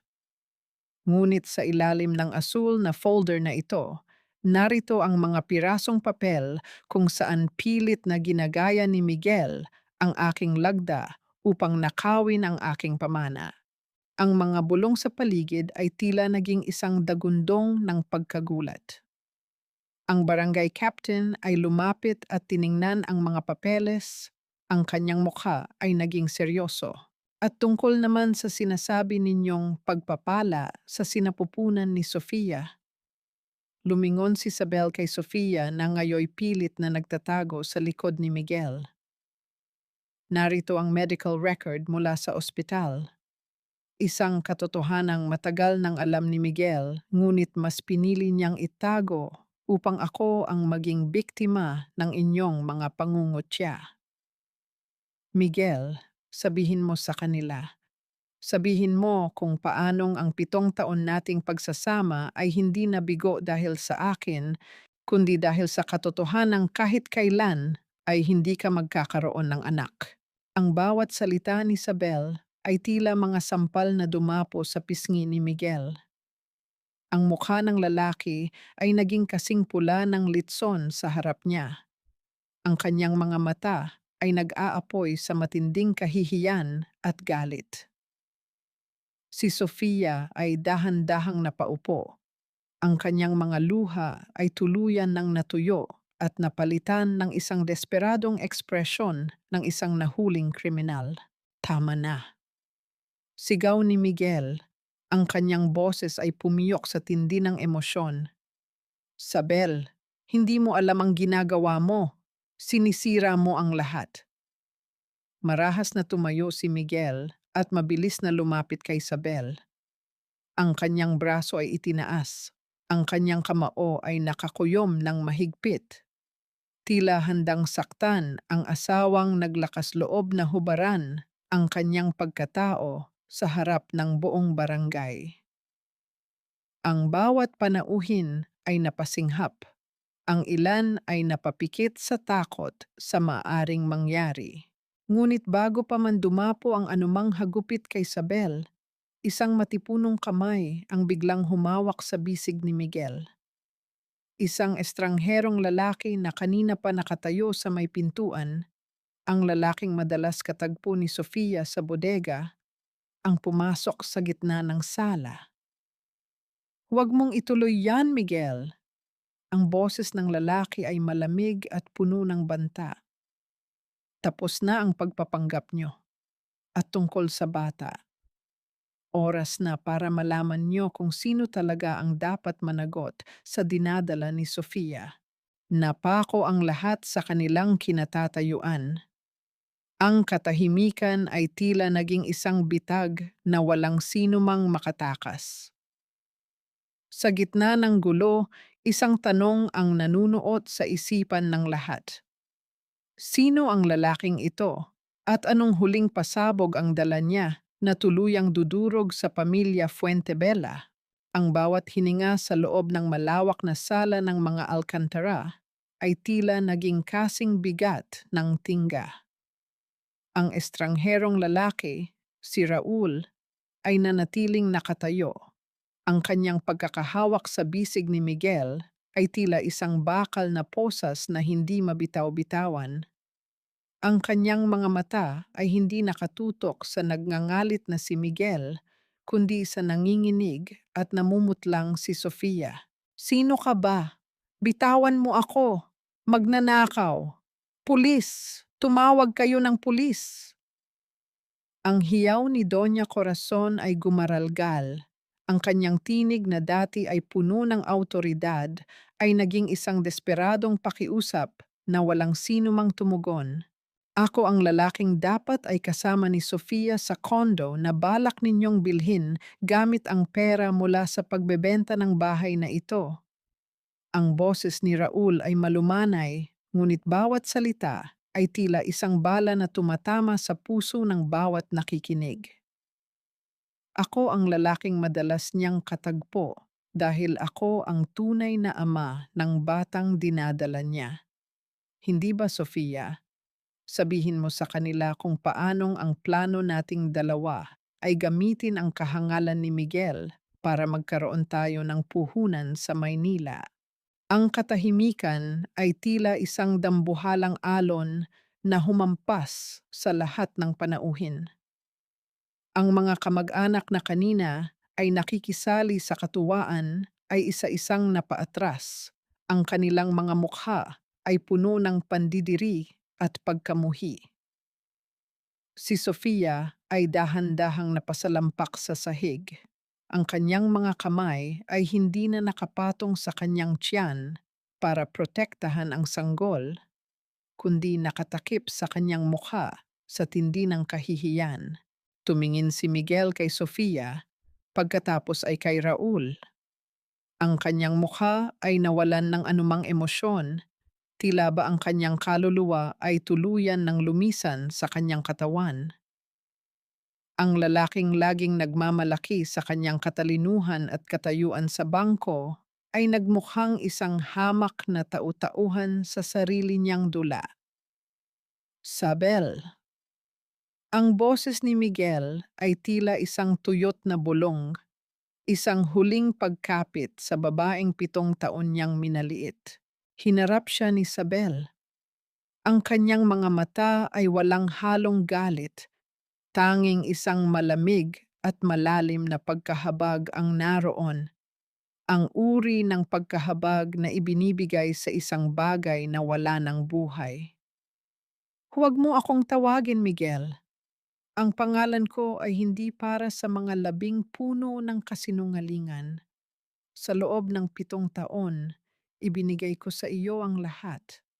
Ang aking kabataan, ang aking paglilingkod, at ang aking dangal.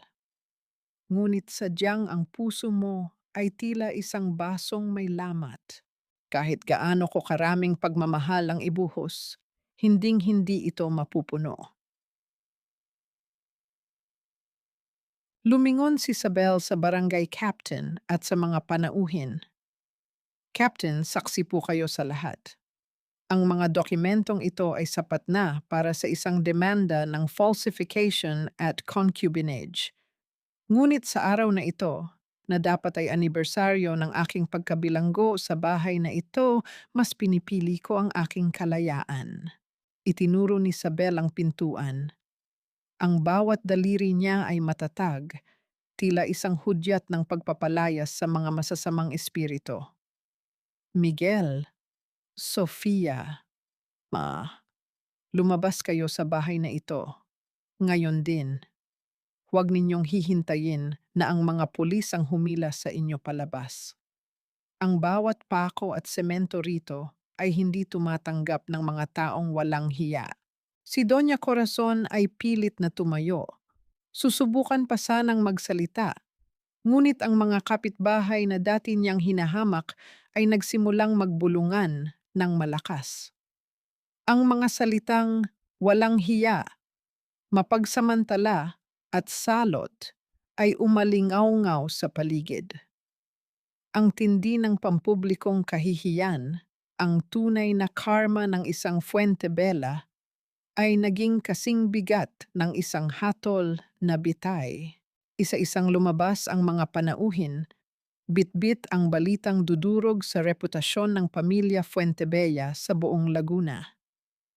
Naiwan si Miguel na nakatayo sa gitna ng sala, basa ng uling at pawis, habang si Sofia ay dahan-dahang tumayo at sumunod kay Raul nang walang lingon-lingon.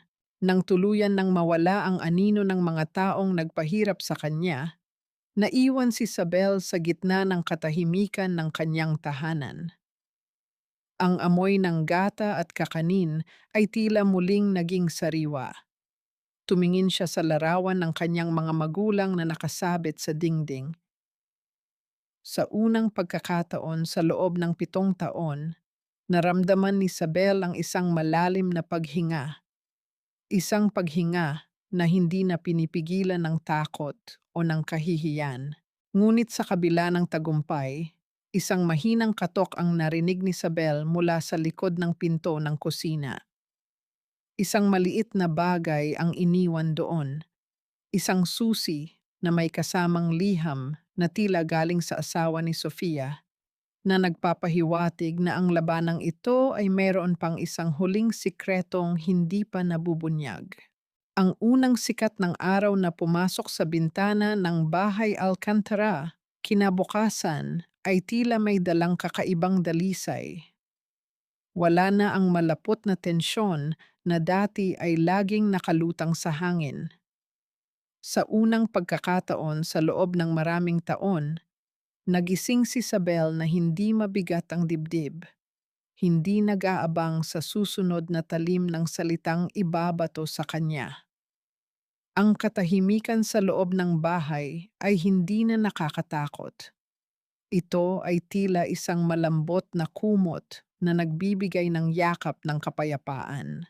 Tumayo si Isabel at sinimulan ang kanyang ritual ng paglilinis. Ngunit hindi ito ang paglilinis ng isang alipin. Ito ay paglilinis ng isang may-ari na binabawi ang bawat sulok ng kanyang kaharian. Kinuha niya ang isang malaking itim na supot at walang pag-aalinlangang isinilid doon ang lahat ng gamit na naiwan ni na Miguel at Doña Corazon. Ang mga mamahaling damit ni Miguel na binili mula sa pera ng kakanin, ang mga panyong may burda ng apelyidong Fuentebella at ang mga gamot ni Corazon na tila naging simbolo ng kanyang peking karamdaman, lahat ng iyon ay itinambak ni Isabel sa labas ng pinto. Habang kinukuskus niya ang sahig na nara, tila ba ang bawat hagod ng basahan ay nagtatanggal ng isang mantsa sa kanyang kaluluwa. Ang bawat patak ng tubig na may halong suka at kalamansi ay nagpabango sa paligid, binubura ang amoy ng sigarilyo at pagkukunwari. Napansin ni Isabel ang kanyang mga kamay sa timba ng tubig. Ang mga paltos ay unti-unti nang nagiging peklat. Mga marka ng kanyang pakikidigma na ngayon ay nagbibigay sa kanya ng dangal sa halip na kahihiyan. Isang mahinang katok ang narinig niya mula sa pinto ng kusina. Nang buksan niya ito, nakita niya si Aling Ning na may dalang mainit na pandesal at isang mangkok ng champorado. Ang kanyang kapitbahay ay hindi na sumisilip ng may pag-aalinlangan. Ang mga mata nito ay puno ng respeto at tunay na malasakit. Sabel, anak, kumusta ka na? Nagdala ako ng kaunting agahan. Alam kong kailangan mong magpalakas para sa bagong simula mo. Wika ni Ning habang dahan-dahang inilalapag ang pagkain sa mesa.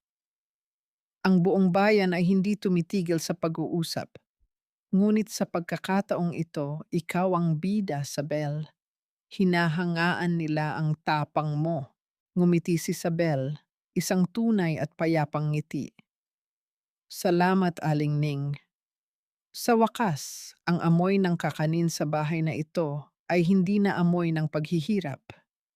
Ito na ang huling araw na iiyak ako para sa mga taong hindi naman ako pinahalagahan.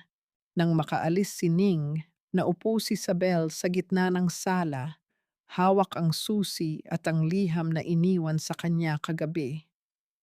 Ang liham ay galing kay Raul, ang lalaking kumuha kay Sofia. Sa loob nito, may nakasulat na isang address sa dulo ng bayan at isang maikling mensahe. Sabel, may isang bagay pa si Miguel na itinago sa iyo, isang bagay na kinuha niya sa tatay mo noong mamatay ito. Ang susing ito ay magbubukas sa katotohanang mas malalim pa sa lupa. Naramdaman ni Isabel ang mabilis na pintig ng kanyang puso. Tumayo siya at tinungo ang bodega sa ilalim ng hagdan, ang lugar kung saan madalas maglagi si Miguel noong buhay pa ito. Gamit ang susing hawak niya, binuksan niya ang isang maliit na bakal na kahon na nakabaon sa ilalim ng mga lumang kagamitan sa pagsasaka ng kanyang ama. Sa loob ng kahon, hindi ginto o pera ang tumambad sa kanya. Naroon ang isang makapal na notebook na may sulat kamay ng kanyang ama at isang selyadong sobre mula sa isang insurance company na ang petsa ay ilang araw bago ang aksidenteng ikinamatay ng kanyang mga magulang.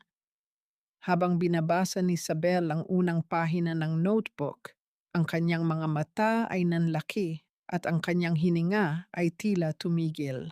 Hindi lang pala ang bahay ang ninakaw ni Miguel. May isang mas madilim na sikreto tungkol sa aksidenteng kumitil sa buhay ng mga Alcantara. Isang sikretong tila may kinalaman sa utang ni Miguel na matagal na niyang ibinabaon sa limot. Napahawak si Isabel sa kanyang dibdib.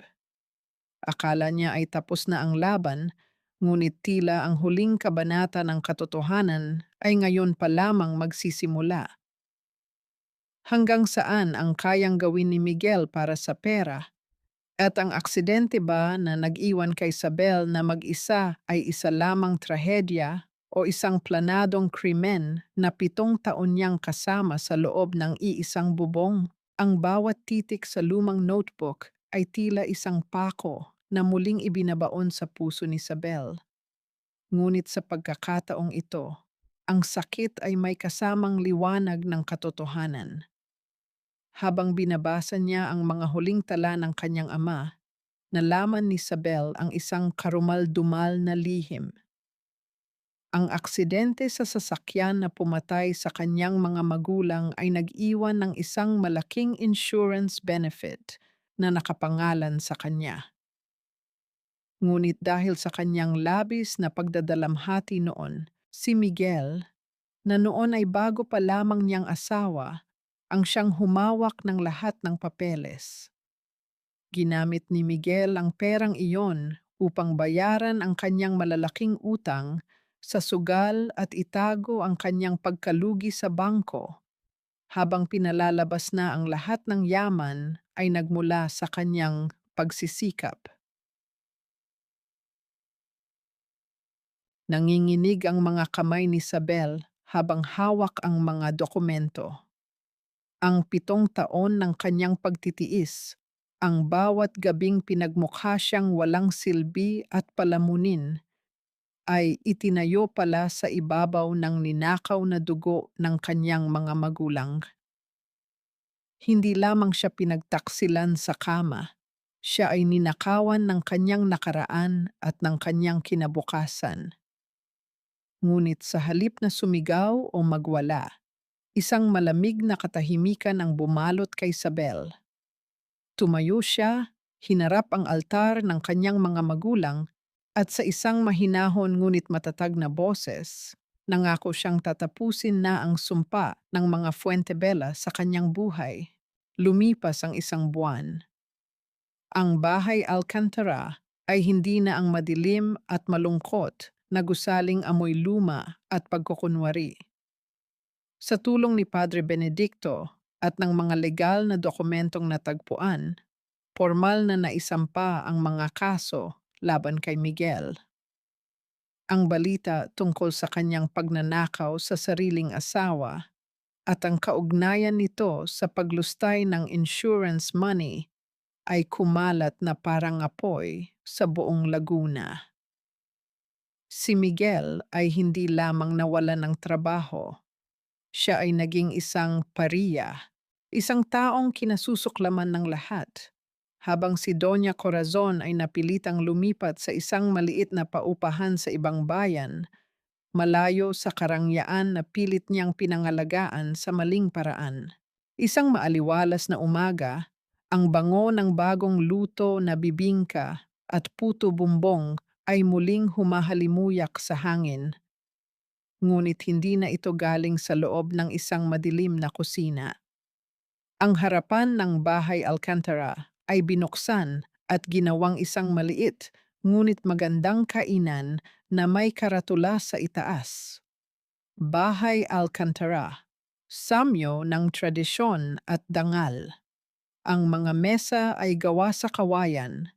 Ang bawat plato ay may sapin ng sariwang dahon ng saging at ang bawat panauhin ay tinatanggap ni Isabel ng may ngiting puno ng tunay na kaligayahan. Naroon si Aling Ning na siyang katuwang na ni Isabel sa pamamahala ng tindahan. Naroon din ang mga kababaihan sa barangay na dati ay tinitingnan siya ng may awa, ngunit ngayon ay lumalapit sa kanya para humingi ng payo at lakas. Si Isabel ay hindi na ang babaeng baog sa paningin ng lipunan. Siya na ang reyna ng kakanin ng Laguna, ang babaeng napatunayang ang tunay na bunga ng isang tao ay hindi lamang nasusukat sa anak, kundi sa kabutihan ng puso at katatagan ng dangal. Habang nagliligpit ng mga mesa sa dapit hapon, Napansin ni Isabel ang isang pamilyar na anino sa tapat ng kanyang tindahan. Sa kabilang panig ng kalsada, nakatayo si Miguel. Mukha itong matanda kaysa sa kanyang tunay na edad. Ang kanyang mga damit ay luma at kupas, at ang kanyang mga mata ay puno ng matinding pagsisisi habang nakatingin sa maunlad at masayang buhay ni Isabel na wala na siya sa tabi. Hindi lumapit si Miguel. Tila ba nahihiya siyang tapakan ng lupang minsan niyang ninais na agawin. Tumingin si Isabel sa kanya ng saglit. Walang galit, walang poot, tanging isang malalim na pagkilala sa taong naging bahagi ng kanyang pagsubok. Pagkatapos ay dahan-dahan niyang tinalikuran ang anino ng nakaraan at pumasok sa loob ng kanyang maliit na kaharian. Ngunit bago niya maisara ang pinto, isang hindi inaasahang katok ang muling narinig, at sa pagkakataong ito, isang pamilyar na boses ang tumawag sa kanyang pangalan. Isang boses na nagmula sa isang taong matagal na niyang hindi nakikita, dala ang isang huling balita na magpapabago muli sa kanyang pananaw sa pag-ibig at sa salitang pamilya.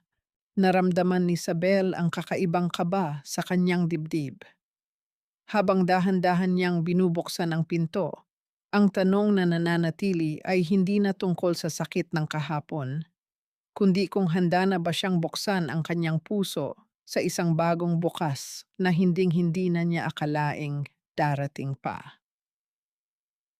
Ang bawat sikat ng araw na tumatama sa bintana ng bahay Alcantara ay tila isang banal na basbas. Nagbibigay ng gintong liwanag sa bawat sulok ng tahanang dati ay binalot ng pait at mga lihim.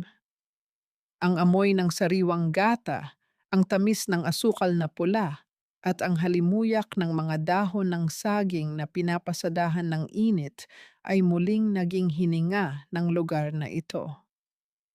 Ngunit sa pagkakataong ito, ang bawat samyo ay hindi na dala ng pagod at takot, kundi ng tagumpay ng isang babaeng nahanap ang kanyang sarili sa gitna ng pagkawasak. Nang buksan ni Isabel ang pinto sa huling kabanata ng kanyang pagsubok, hindi si Miguel ang bumungad sa kanya, kundi isang batang babae na may dalang isang maliit na basket ng mga bulaklak. Kasama nito ang isang abogado na may dalang magandang balita. Ang lahat ng insurance money na kinuha ni Miguel ay muling nabawi, at ang bahay Alcantara ay tuluyan ng malinis sa anumang pagkakautang. Ngunit higit sa pera, ang bata ay ang anak ng isa sa mga tauhan sa bukid ng kanyang ama noon, isang batang nangangailangan ng pagkalinga na buong pusong tinanggap ni Isabel bilang kanyang sariling katuwang sa buhay. Si Miguel at Doña Corazon ay naging mga anino na lamang ng nakaraan, mga kwentong ibinubulong sa hangin bilang babala laban sa kasakiman. Ang kanilang pagkawala ay hindi nag-iwan ng butas sa puso ni Isabel. Sa halip, ito ay nagbigay ng espasyo para sa mga taong tunay na nagmamahal sa kanya. Ang katahimikan sa gabi sa Laguna ay hindi na nakakatakot para kay Isabel. Ang bawat patak ng ulan sa bubungan ay hindi na tunog ng pagtataksil, kundi isang oyayin na nagpapatulog sa kanya ng may payapang konsensya. Sa dapit hapon ng kanyang buhay, madalas makitang nakaupo si Isabel sa kanyang beranda, hawak ang isang tasa ng mainit na kape habang pinagmamasdan ng mga batang masayang kumakain ng kanyang mga kakanin sa tapat ng tindahan. Ang bahay Alcantara ay naging higit pa sa isang gusali. Ito ay naging simbolo ng pagbangon at ng katotohanang ang dangal ng isang babae ay hindi nasusukat sa kanyang kakayahang magluwal ng bata, kundi sa kanyang kakayahang magmahal ng walang hanggan at magpatawad sa sarili sa mga pagkakamaling hindi naman niya ginusto. Nahanap na ni Isabel ang kanyang tunay na tahanan, hindi sa loob ng mga pader na gawa sa semento, kundi sa loob ng kanyang sariling puso na sa wakas ay malaya na, buo at puno ng pag-asa. Ang kakanin na dati ay simbolo ng kanyang pagkaalipin ay naging sining ng kanyang kalayaan, isang matamis na paalala na pagkatapos ng pinakamalakas na bagyo, ang lupa ay laging nagbubunga ng bagong buhay para sa mga taong marunong maghintay sa pagsikat ng araw.